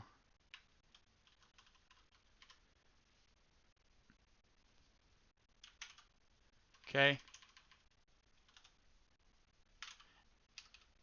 Now I know that some of you more knowledgeable people in chat are probably already typing to let me know that I'm doing something wrong. But yeah, Ong31D, shush! Shush! Do not spoil it. Do not spoil it. You guys are spoiling it right now. You're spoiling it. Okay? Just work with me right now. Work with me for a second, okay? We're gonna add that, and we're gonna replace our B's. We're gonna replace our B's with our return address here. So return addr. I'm going to demonstrate to you one of the most common mistakes in OSCP. This is one of the most common mistakes, another one of the most common mistakes in OSCP. We don't need bad chars anymore. We can get rid of this. And we don't need this anymore. The rest of that should be correct.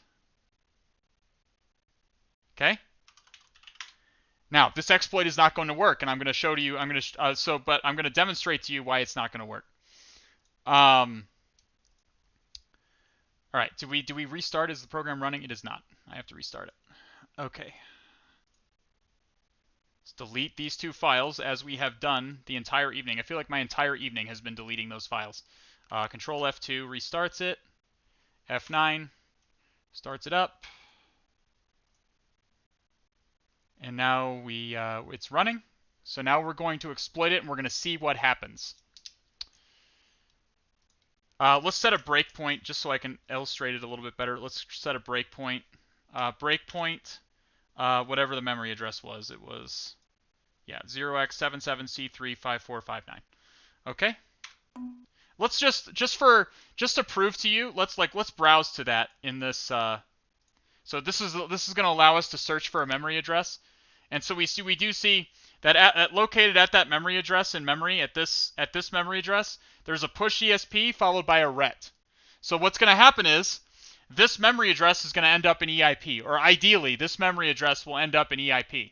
Okay? Then the CPU is going to come here and say, oh, push ESP. Okay, let me just go ahead and push my ESP onto the stack, and then we'll ret, which is going to pass execution to wherever ESP was. It's going to pop ESP back off of the stack, pop the value that was in ESP right back off of the stack, and then pass execution to that space, to that address. That ideally is what's going to happen here. So let's go ahead and send it. Okay. Have we hit our breakpoint? We have not. We have not hit our breakpoint, chat. Something is wrong. Something is wrong, guys. What have we done? It says access violation when executing 5954C377. What has happened? What has occurred? Compare. Okay, I'm just going to write down what just happened. Let's bring up a quick notepad stream. Get rid of this. So our return address is this. It just crashed at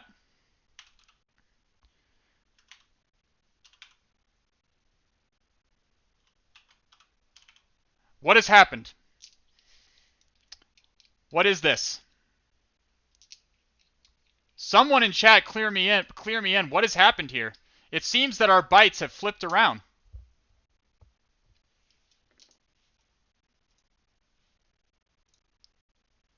What black magic? What black magic has changed our return address, has flipped our return address? So, everyone in chat is saying it. This is the phenomenon that is known as endianness. Endianness. Not Indianness. Endianness. E-N-D-I-A-N. Okay? There is a dispute in the computing world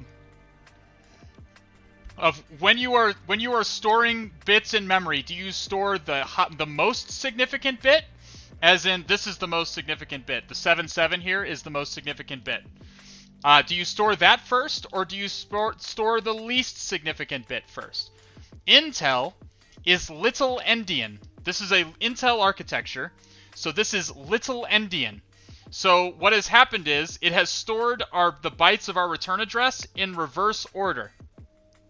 So we just need to reverse the order of the bytes and it will work correctly. It's as simple as that. Endianness is something you need to keep in mind for OSCP purposes especially. So just so I don't forget. So it starts with X59, X54, XC3, X77, and then we can come back and delete these.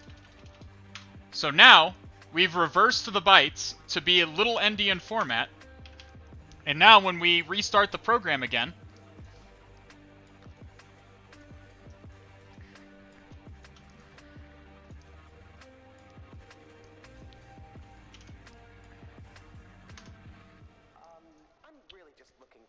there that is. We can run it. Okay. Now we're going to set our breakpoint. We will have to set the breakpoint every single time we try to do this. Every single time we do this, because every time you restart the program, it clears all your breakpoints. So you will need to set the breakpoint every time.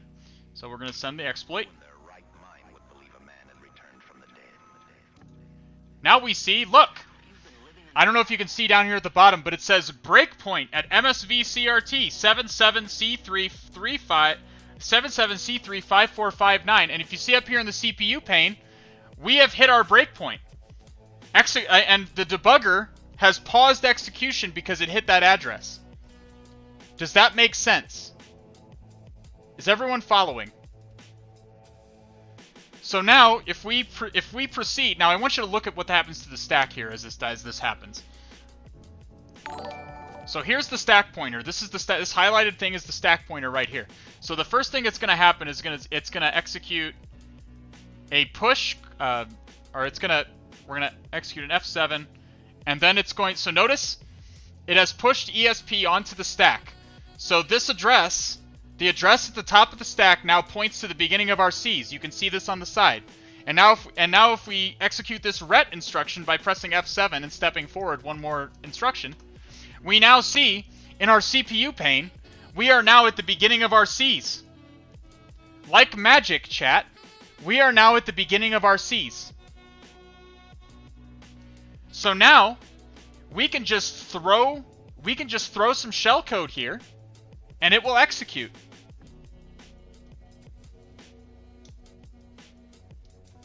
Ong31D. Ong31D. I'm gonna start timing out Ong31D every time he takes my thunder out and spoils it. Okay? Ong31D is out of control. No, it's cool, man. It's cool, man. I'm just teasing you. But he is jumping ahead on us a little bit. Okay? It's not quite as simple as what I just said. It's not quite as simple. But I'm gonna demonstrate to you what happens when you do it the wrong way. This here that we're about to cover is the most messed up thing on OSCP. The most screwed up thing on OSCP is what I am about to cover. Take notes on this. Take notes, okay? So now, we need shellcode. We need some shellcode. And since I am too lazy to write my own shell, I have to do pull-ups. I'm way behind on my stuff. Before I jump into the shell coding, let me do another fit deck and another set of pull-ups. I now have 5 of each that I have to do. So let me knock some of these out. We're going to do 60 knee taps. Do high knees. Take the headset off for this.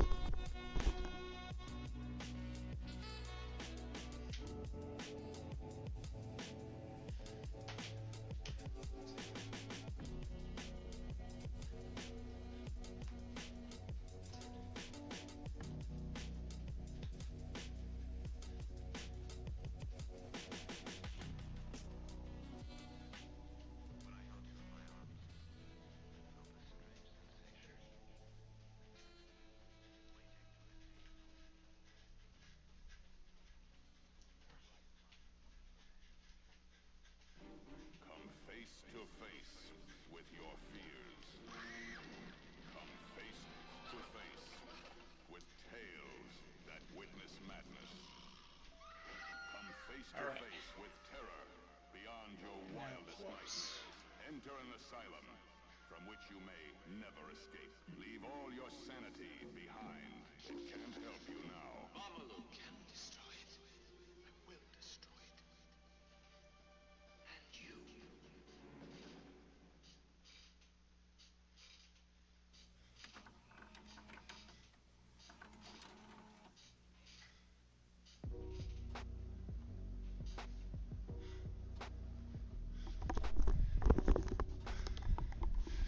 There we go.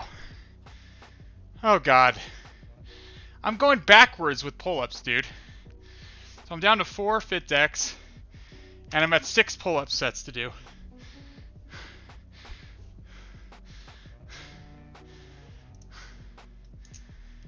Yeah, XM Randerson, I do change it up.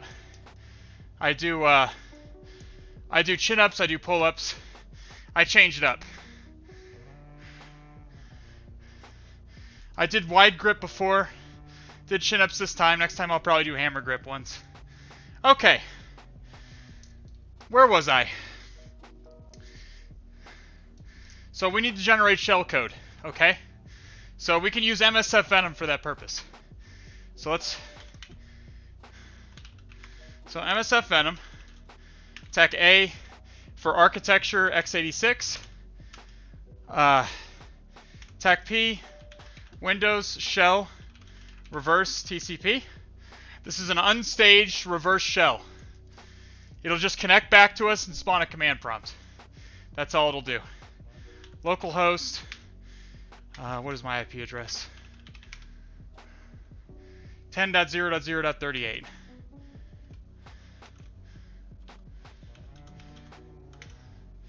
Local port. We'll make it 4444.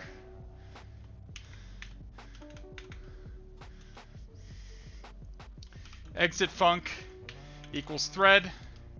So you want to change this so that ideally, if you do exit func equals thread, the program will not crash when you close out of the shell.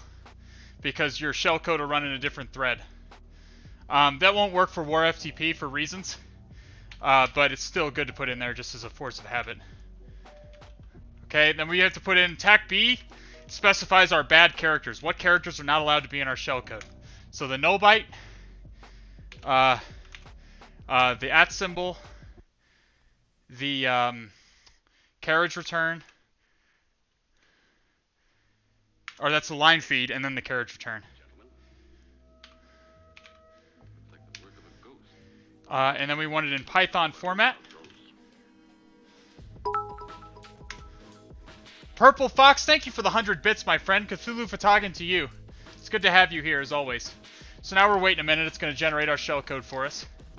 So MSF Venom is going to use different encoders until it finds one that it's able to encode without these characters in it. So let's scroll back up. So this is key to point out. Oh, it looks like it used call for D-word Zor. x86 Shikata Ganai failed. A valid opcode permutation could not be found. That's the first time I've ever seen that happen. Maybe a different port? I mean, it's not going to matter, chat. To be clear, this does not matter. I've just never seen Shikata Ganai fail like that.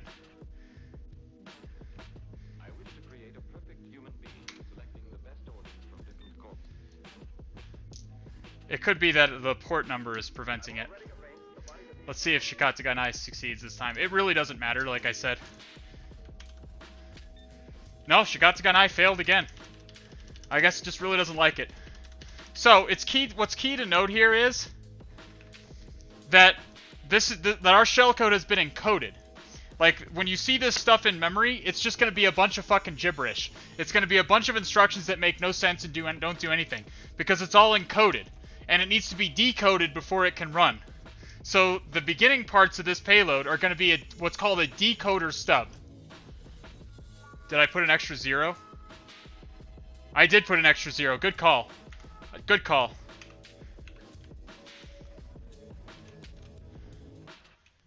Listen to the ending.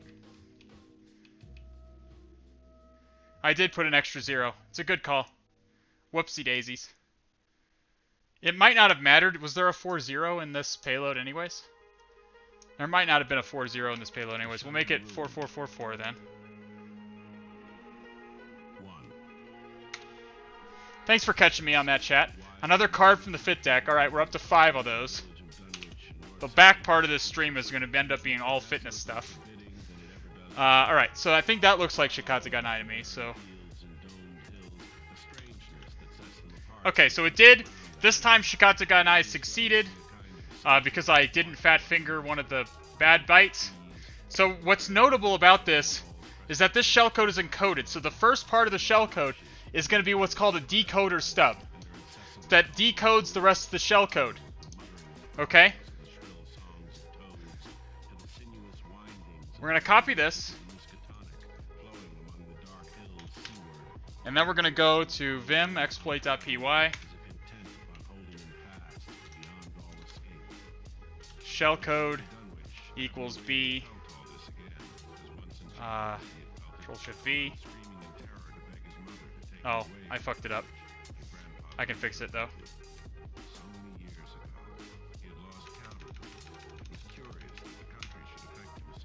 Okay. So it's basically, this is all of our shellcode. It's in a variable called BUF, buff. You can change that variable, by the way. I just didn't care to. Plus buff plus C minus 45 minus 4, and then we have to add tech minus length buff.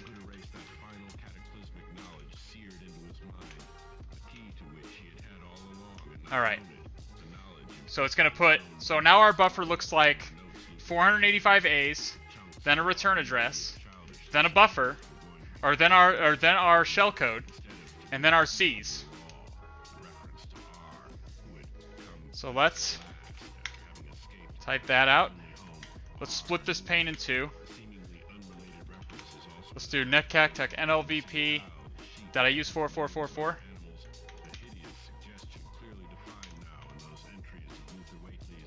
I did. I used 4444. 4444. And we're going to see if we get a reverse shell when the shellcode executes. Alright, let's make sure that the program is listening. It's not. We have to make it listen.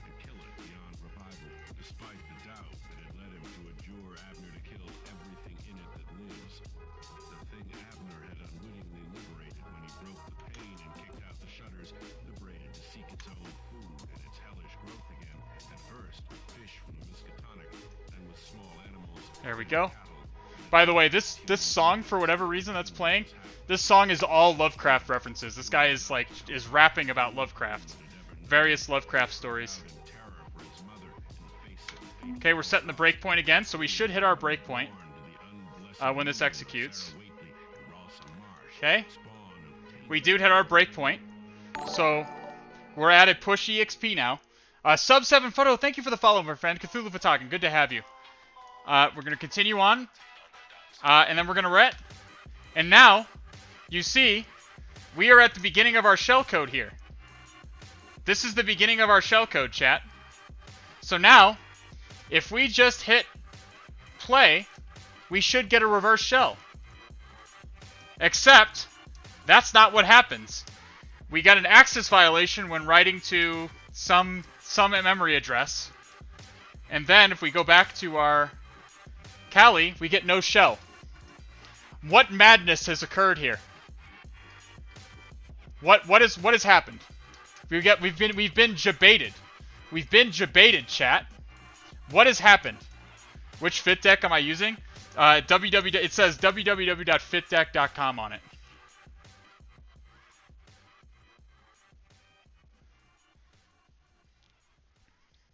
So, yes. So what is happening here? So the first thing that is happening is that if we just look at can we look at the shellcode in memory? It probably is not, we can't really see it. Yeah, see, it's all a jumbled mess of instructions. You can't really make a sense of,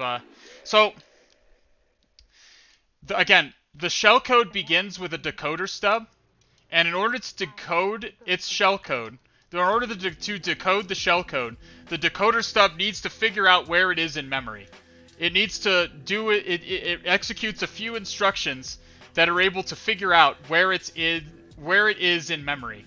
And in order to do that, you remember I mentioned the floating point registers way back in the PowerPoint presentation when I talked about the different kinds of registers? There are floating point registers too that help with floating point variables and operations, and it's using a common hack using the floating point registers that allows it to get its current location in memory really quickly. It's using an instruction called FSTENV to get its location in memory. And in order to do that, it pushes a whole bunch of shit onto the stack. In order to execute, are the floating point registers within scope for OS? Actually, absolutely they are. Absolutely they are. They're used, again, I'm not doing this consciously. MSF Venom is just doing this. And this is just something MSF Venom does. This is an MSF Venom thing. Okay, so FSTENV, in order to figure out where it is on the stack, pushes a whole bunch, where it is in memory, pushes a whole bunch of shit onto the stack. And because our shellcode is located on the stack, and EIP is located in the stack, the shellcode is corrupting itself. It is corrupting itself. So how do we fix this? There are two ways. There are two ways to fix this. The number one way is by Purple Fox, is what Purple Fox is saying. Add a bunch of NOPs. Add a bunch of 90 instructions, 90 hex values. That is a NOP instruction. N-O-P, NOP. A NOP instruction is like, it's a no op, it stands for no operation. It just means that it's just going to continue on to the next, the CPU is just going to continue on to the next instruction. And it's going to keep doing that until it hits something that isn't a NOP. This is the meaning of the term NOP sled. If you've heard the term NOP sled, it means, what it means is a whole bunch of NOPs put together. Let me see if I can find one in here.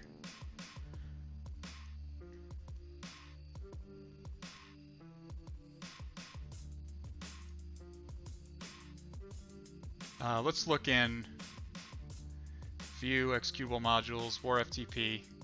Search for command NOP. Here's a NOP right here.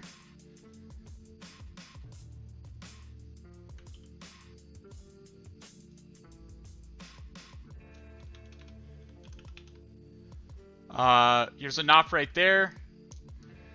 That's only one NOP, but like, you see what I mean? If there were more NOP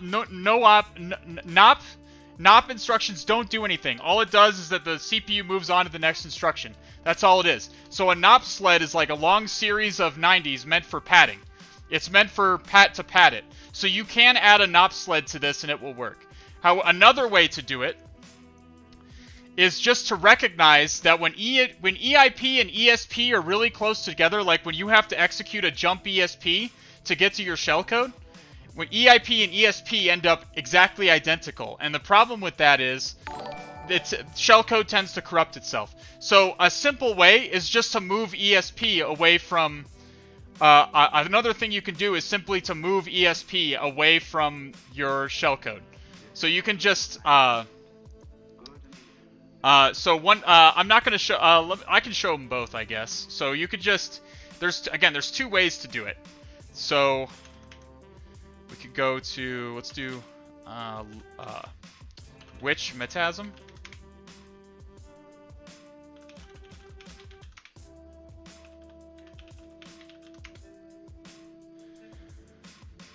Okay, there's a tool called Metasm that lets you... Holy shit, Nightmare coming in with 5 more gifted subs. Thank you so much, my friend. Cthulhu Fatagan, that's so kind of you. Although I have to admit, you've been outspent today, my good friend. You've been outspent today. Who was our big... Cyber Insecurity gifted 50 subs earlier, my friend. So you are out of your depth today, I'm afraid. Alright, let's do a quick battle in Stream Raiders before I forget again. Stream Raiders. Start battle.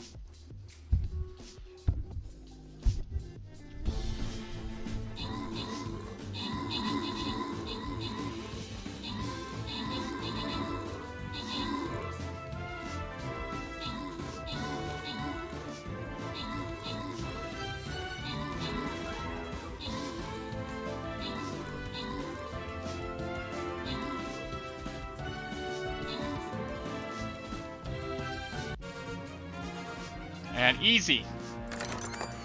Alright, so someone gets 200 gold. Someone gets 200 gold, someone gets a Berserker, and someone gets a Monk, granting the rewards. Live Step, Bebop, and Edge Case all get bonus rewards. Z, 300Z, and 1 Punisher 1. Thank you so much for the follows, my friends. Cthulhu Fatagan to you. And we're moving on to get to that boss. Let's get paid. Now use all your rogues on this one, boys. Get those treasure chests. Alright. So we're going to... Oh, that's the wrong monitor. This monitor. Here we go. Now, is Metasm still in here? Metasm... I think it's... it's called Metasm RB. Is it Metasm Shell work? Which... Metasm Shell? .rb? Nope.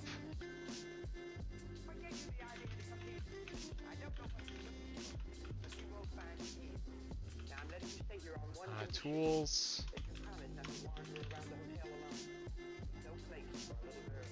And Metasm is not in here.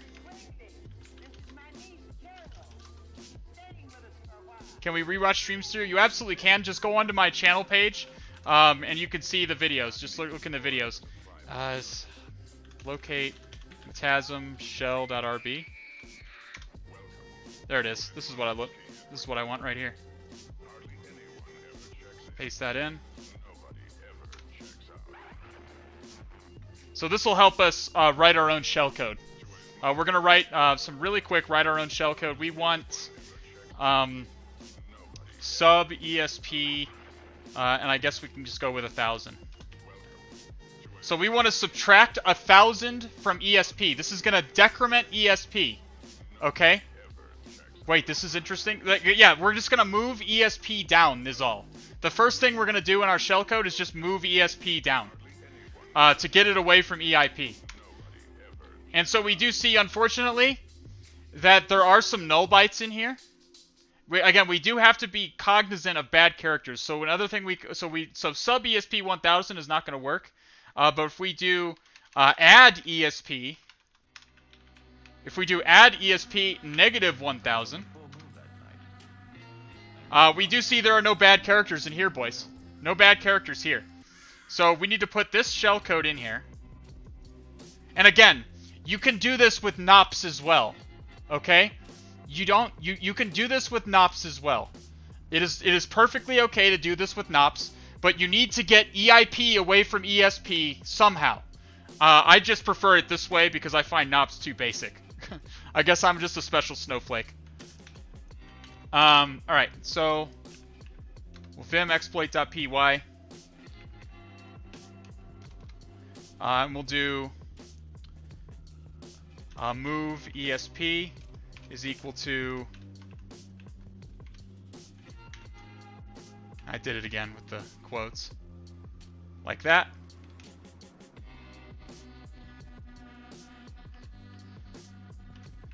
And then we add the return address plus move ESP. This is too hard to read. Get rid of this. There we go. Move ESP plus buff, and then we have to subtract the length minus length of move ESP minus length of buff. Oh, I have an extra plus. Okay. Okay, now let's do this.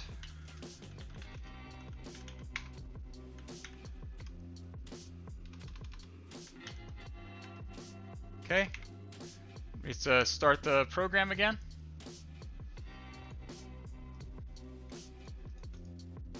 Delete. Control F2. F9. Program's running. Let's set our breakpoint so we can step through. We set it. And now let's execute the payload and see what goes right or wrong. Python 3. I fucked it up. What did I fuck up? Did I forget a closing parentheses, perhaps?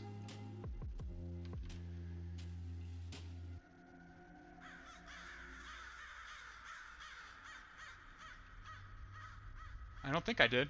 What did I mess up? What was the exact nature of my error? It says invalid syntax. There's a space in buffer.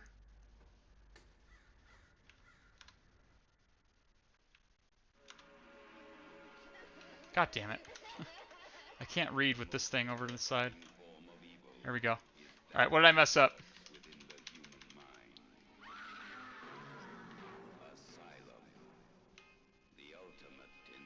Space at move ESP?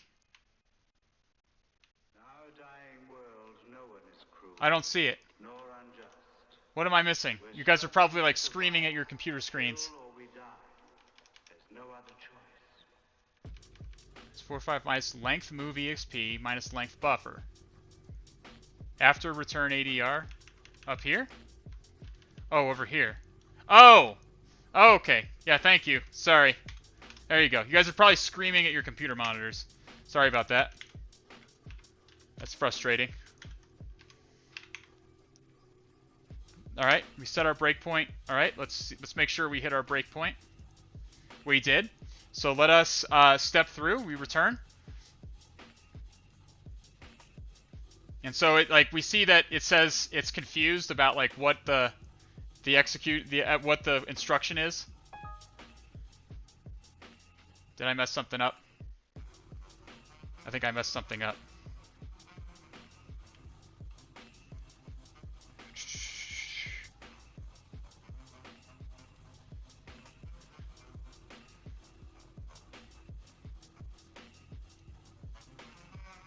I think I see what the problem is. There needs to be... I'm forgetting the 4 C's. There's 4 C's in there, and I'm forgetting those. That explains what the problem is. Okay. I messed up. I forgot the 4 C's. Doing these in front of an audience is much harder. Okay, so it needs to be 485 plus the return address. Let's make sure the return address is correct. It should be. It's got to be because I'm hitting my breakpoint. So, and then there has to be 4 C's. There has to be 4 C's before the move ESP. So, because we were seeing those on the stack earlier, and I kept meaning to add them, and then I kept forgetting. So we'll add some C's. Times 4 plus move ESP plus buff. Let's make these D's, just to be a little bit clearer. Okay, I think that should be correct. Move ESP plus buff plus, and then we pad the rest. Okay. Okay. I think that should be correct. Sorry about that. I kept meaning to add that. So what's happening here is that there are 4 C that the shellcode. So this is where ESP is right here. You see here? This is where ESP is, and our shellcode starts here. So it's confused. Because I forgot that there's 4 C's in between. I forgot that there's 4 C's in between our return address and the ESP. So you do need to add those 4 C's there. So let's restart this yet again. Doing these in front of an audience is much harder, I gotta say. And we'll control F2, F9,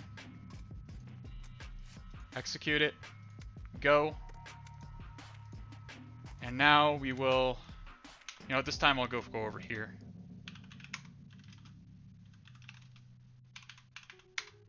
Okay, got our listener, we send it.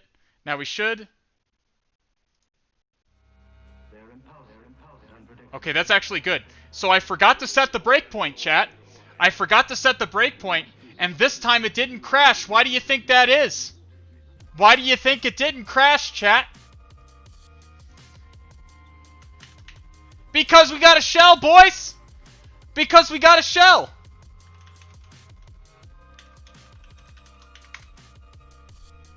There you go. Echo username. That's my username. We got there, boys. We got there. Now let's do it again. Let's do it again. This time, I forgot to set the breakpoint. We would like to step through it so I can show you what is happening. Okay? Thank you so much for the bits, Purple Fox. Thank you so much. So let me properly set the breakpoint this time. And I can show you exactly what occurred.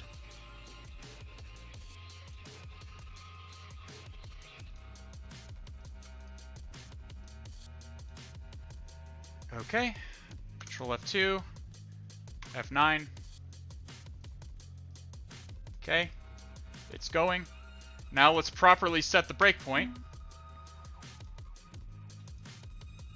And now we'll execute. We'll go over to our shell. We haven't gotten a shell yet because we hit our breakpoint, okay? So now we're at push. Now if you look up at the top left, you see push ESP and ret, okay? We're going to move one instruction at a time. Now the return is going to take us to ESP. And now we're at ESP. And now you can see our first instruction there. You can see the add ESP -3E8. That's 1000. 3E8 is 1000 in hex. So it is it's subtracting ESP. It's gonna move ESP way the fuck up here. Way the fuck up. It's gonna make the stack 1000 bytes bigger and give Metasploit, the MSF Venom payload enough space to decode itself in memory. So now you'll see it decode. You'll actually see it decode if you hit. See, watch. So you're gonna see. Look. See, it's in a loop right now, and notice how the instructions are changing. Do you see how the instructions are changing? Do you see that? The shell code is and now they make sense now. The shell code is decoding itself in memory. It is decoding itself in memory. Okay? And now, so if we just hit F9 and continue, now the program is running, and we have a shell. We have taken control of the execution of this program and have gotten a reverse shell. Which way is best? Neither. I mean, I'm firmly of the opinion that if it works, there is no, it works, it's good enough, man. I think this is cool. Honestly, I like showing my my slightly elevated mastery of assembly by just doing a slightly more complex instruction. But if you pad it with NOPs, it will still work. In fact, I can show you that. Let me just show you that real quick to show you what it's like to pad it with NOPs instead. So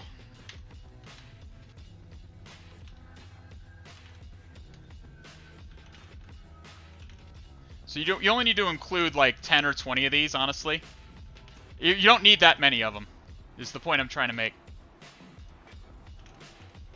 So you can include as many of these as you want. It will not, it's, all they are is, we're just producing a NOP sled, and I'm going to show you what it looks like in memory. There we go. And that shouldn't change anything. That should be fine.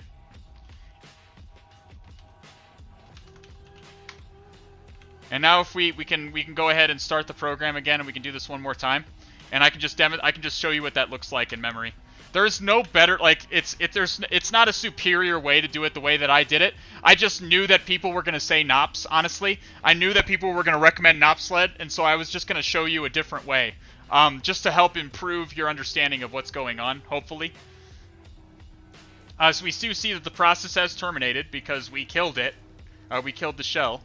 So we delete these two, and we start it over again.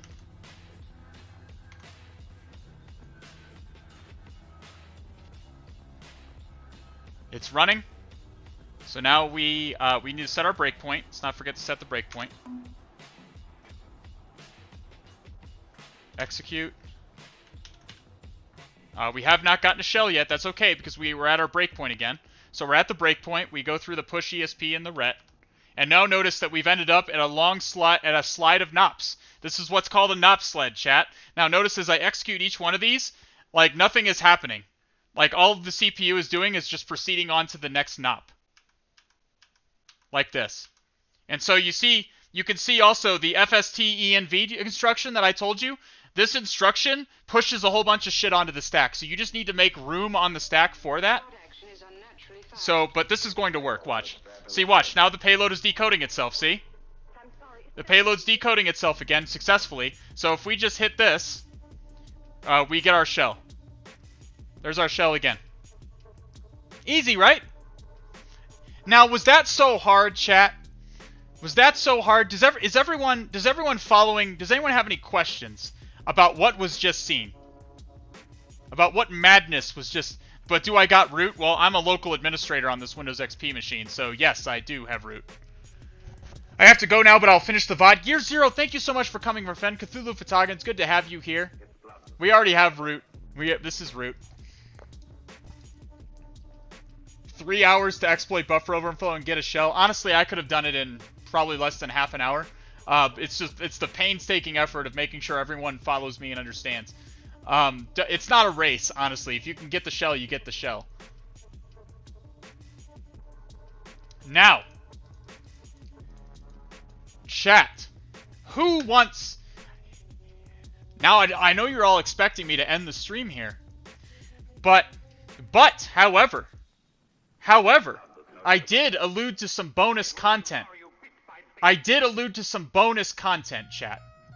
Some bonus non-OSCP content. Now, if you want to turn your brain off here, if you're an OSCP student, all you want to know about this stuff is OSCP, and you want to draw the line there, what we're going to talk about right now is not a part of OSCP. However, it will be a part of other possible offensive security certs that you could do in the future. So, do you recall that when we sent a buffer of 1200 bytes, we were using, this one was a buffer of 1100 bytes, chat. I'll show you. Vim crash.py.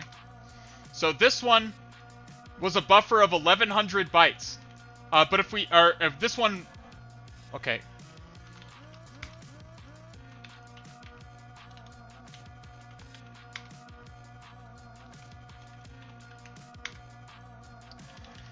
So, this one is a buffer of 1100 bytes. Do you remember that when we sent a buffer of 1200 bytes, some weird shit happened and it crashed in a different way? Do you remember that, chat? While setting breakpoints, should we focus on ESP? No. you can use any register in which there appears part of your attack string. There were multiple registers. I think ESI and EDI both were pointing to part of our attack string. You could have used ESI or EDI as well.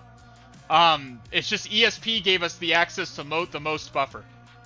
And it's very common to have ESP overwritten in this kind of a buffer overflow. Did 1200 bytes overwrite libc or something? No, it didn't. What it did was the program stopped accepting bytes past a certain amount, so it crashed in a different way. It created an exception, and that... let me demonstrate. Let me show you. Let me show you. Let me show you. We'll go back to crash.py, and this time we're just going to send 1200 A's. And I'm going to show you what I neglected to show you before. Now, this is the bonus content, okay? This is not OSCP. OSCP will not cover this. Bredaza89, by the way, thank you so much for the subscription, my friend. Welcome to the Alhaz Red Team. Good to have you. So, but this will teach you more about binary exploitation, okay? There are more things to overwrite on the stack than just return addresses. There are other addresses on the stack that can be executed. So, let's look at them. Let's find out. Let's look. Let's see it. Let's see it. So, we're gonna execute this. Let's go ahead and restart this yet again. Now, you might say this is pointless because we've already exploited this program once in one way, but for our learning, I think it is necessary to do it a second way for our learning purposes. So we hit F9 to start it. FTP, poor beleaguered FTP, is doing just his best, doing his best.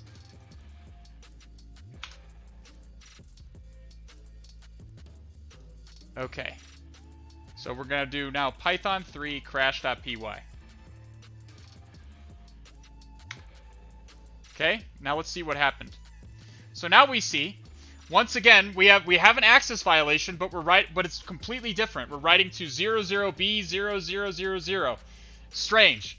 And it seems there's no 4 ones in our EIP. Our stack is in a completely different place. Like, what's going on here? What's happening? What is happening? So what happens is that we sent so much data that the program we do see. Well, let me show it to you this way. Down here it says access violation. Use Shift F9 to pass exception to program. So why don't we do that? Let's press Shift F9 and see what happens. Looky there. What's in EIP now, chat? What is in EIP now, chat? How interesting! How interesting! Codename Root, thank you so much for the follow, my friend. Cthulhu Photogin, good to have you here. What madness has occurred here? We passed it an exception, and we have 4141. We have our A's now in EIP. What has occurred?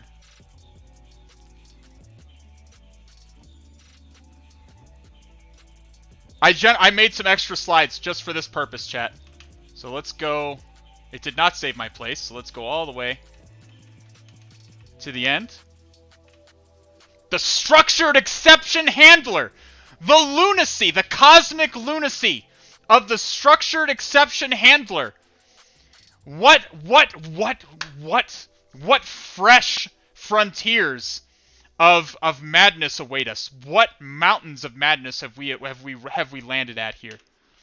So, what is SEH? The structured exception handler. These are shorter slides, by the way. There's only like 6 slides. I'm sure you have encountered the structured exception handler before, my friend. It's this.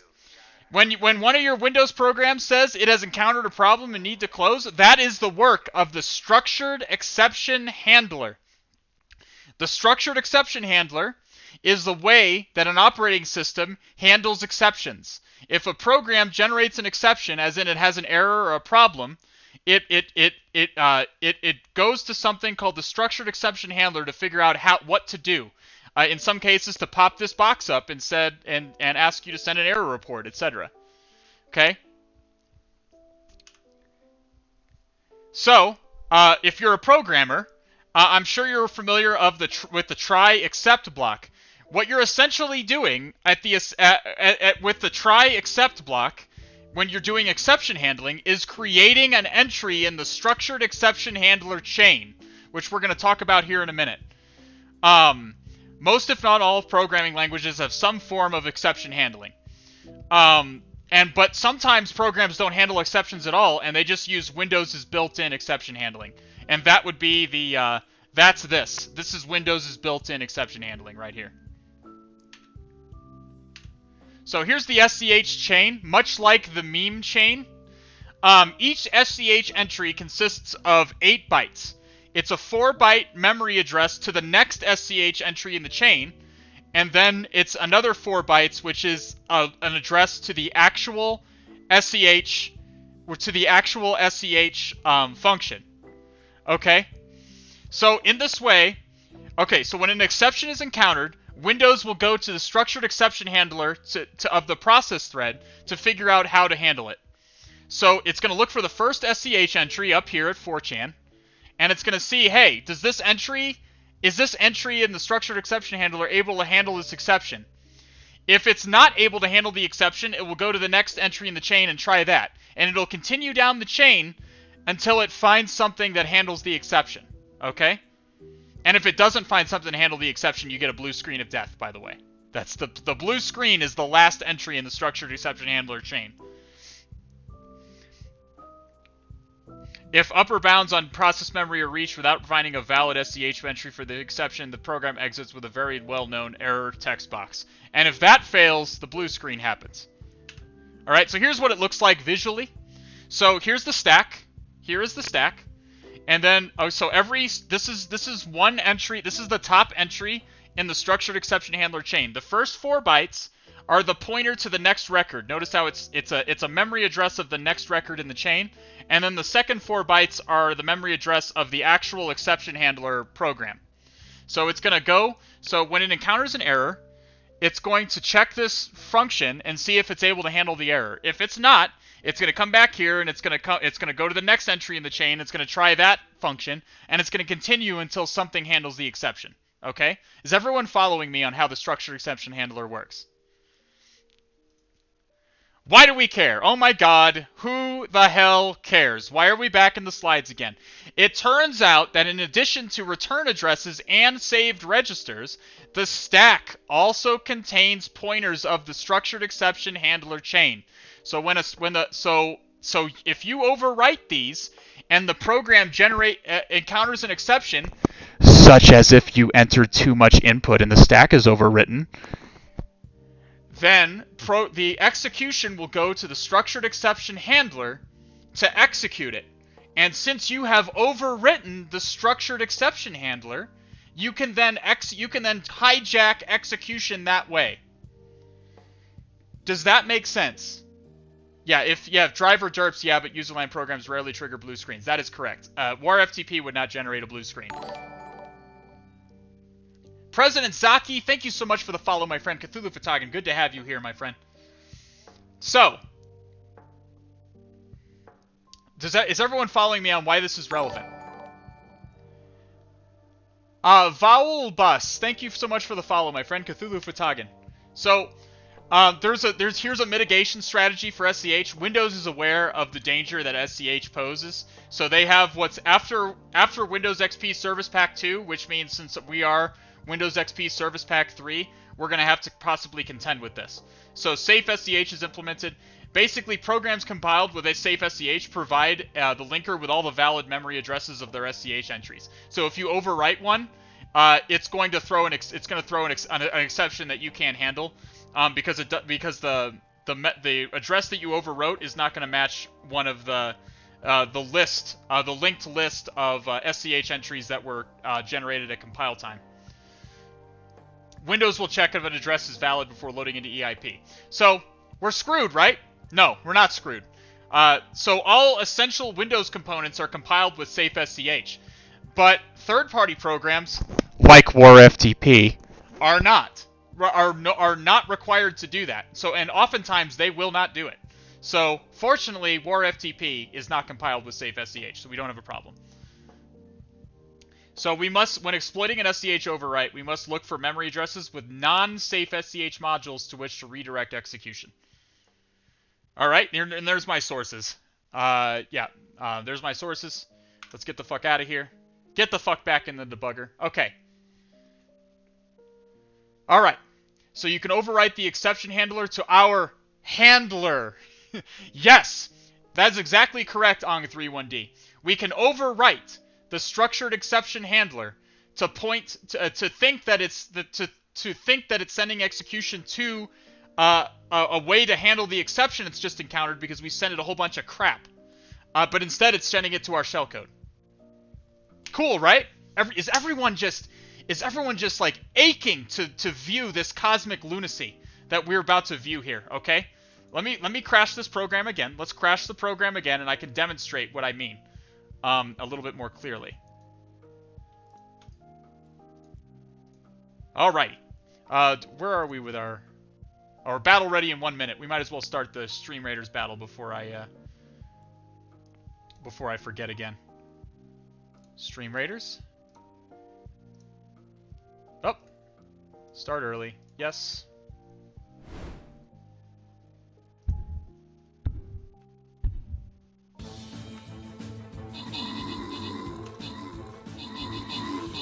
Easy battle. We're gonna wreck these guys.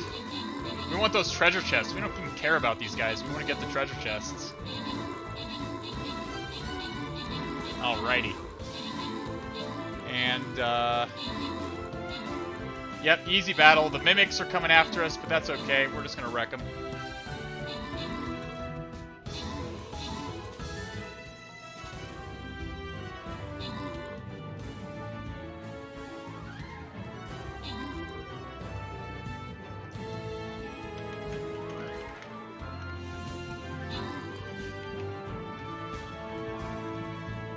And that last treasure chest is like the last. Oh boy.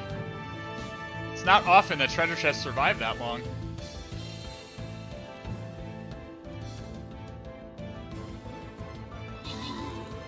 Easy.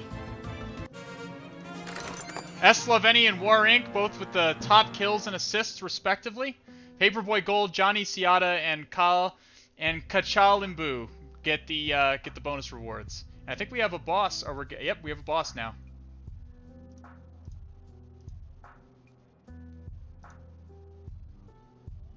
Oh boy. Oh boy. We're going to need a lot of units for this, boys. Lots of units for this. I think we're going to want to start from the bottom here. Actually, we might want to just come up here and take these guys out first. Because these shadowy guys are like buffing all of them. These are all level 1s, so they're not as threatening as they look. They have a lot of archers though. Yeah, we probably just want to start down here. This is fine. We'll start it there.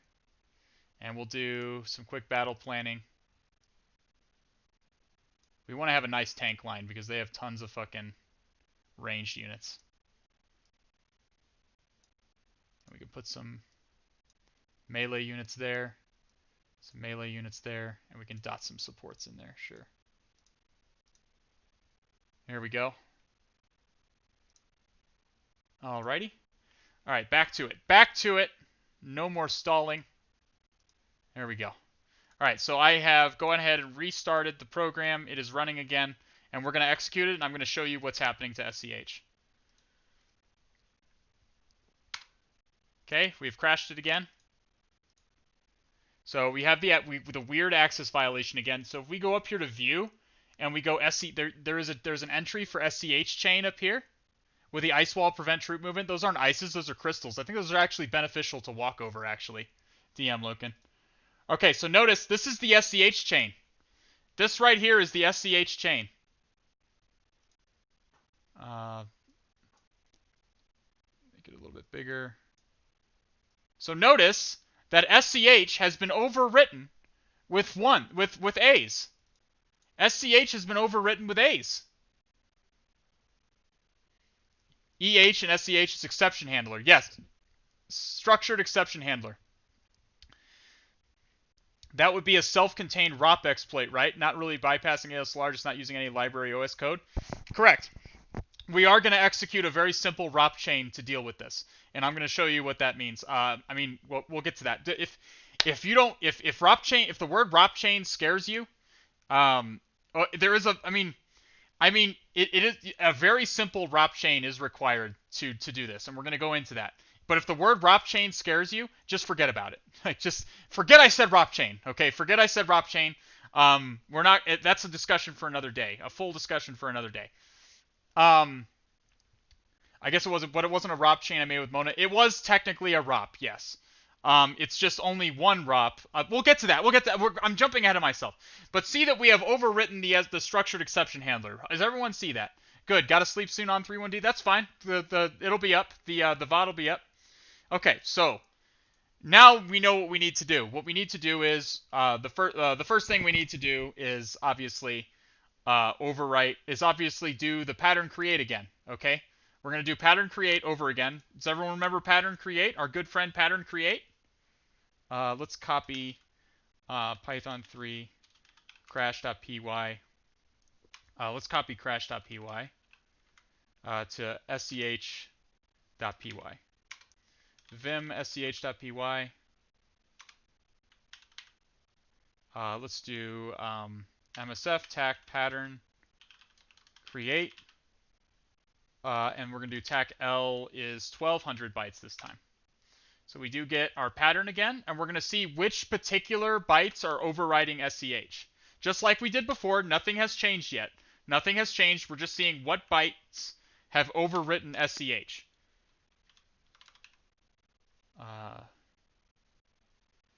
Buffer equals. Okay.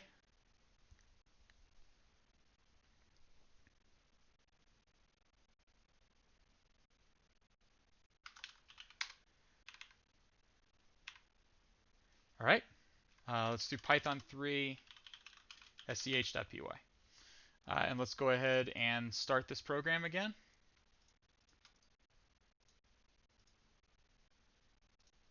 And we're going to do F2 to restart it. How do you know if you got gifted a sub? It shows up on my Streamlabs software here. Like my streamer software, it shows up on there. There's been like 80 subs gifted. There has been. Yeah. Cheesewads, you probably got a sub because like a guy gifted like 1 million. There's been like you said, it's been around 80 subs. Like seriously, no exaggeration. It's been about that many. People are just so goddamn generous today. I really do appreciate it. Okay, so let's it's running. Okay, everything seems to be okay. Now let's go ahead and let's send sch.py. I forgot to add the B. So we have to add a B for bytes right there. Very common for me to forget that. Okay, we've crashed it again. We do see it. We do have let's view the SCH chain, and we do see that the so what we will like. So recall that SCH entries consist of 8 bytes. Okay, every SCH entry is 8 bytes. The first 8 bytes, which is this 8 bytes, is the address of the next next handler in the chain. This the second 4 bytes, I know they're upside down here, but that's because of the stacks orientate. That's because they've just decided to orient it that way. But on the stack, you'll see that that they're oriented the other way. It's just confusing. This is the address to the actual structured exception handler, like the actual handler function. So this is the address we're concerned about here, 41317441. So let's head back over into Kali. My music went off again, so let's turn it back on. There we go. Back to Kali. So we're gonna do MSF pattern offset tac L. We don't have to do the tac L. We can do tac Q. 41317441. 41317441. Exact match at offset 573. Okay? So that means 500... Now, we have to remember, we have to put this into context. Let's bring the slides back up again real quick so I can just demonstrate this. So, this means that this address right here, pointer to exception handler, this one right here, the pointer to the exception handler is what this address is. So 573 bytes in, that's what's being overwritten. There's another 4 bytes right before that, at 569, at offset 569, that is also being overwritten, but that's the pointer to the next SCH record. We just need to account for that in our shellcode because it's going to come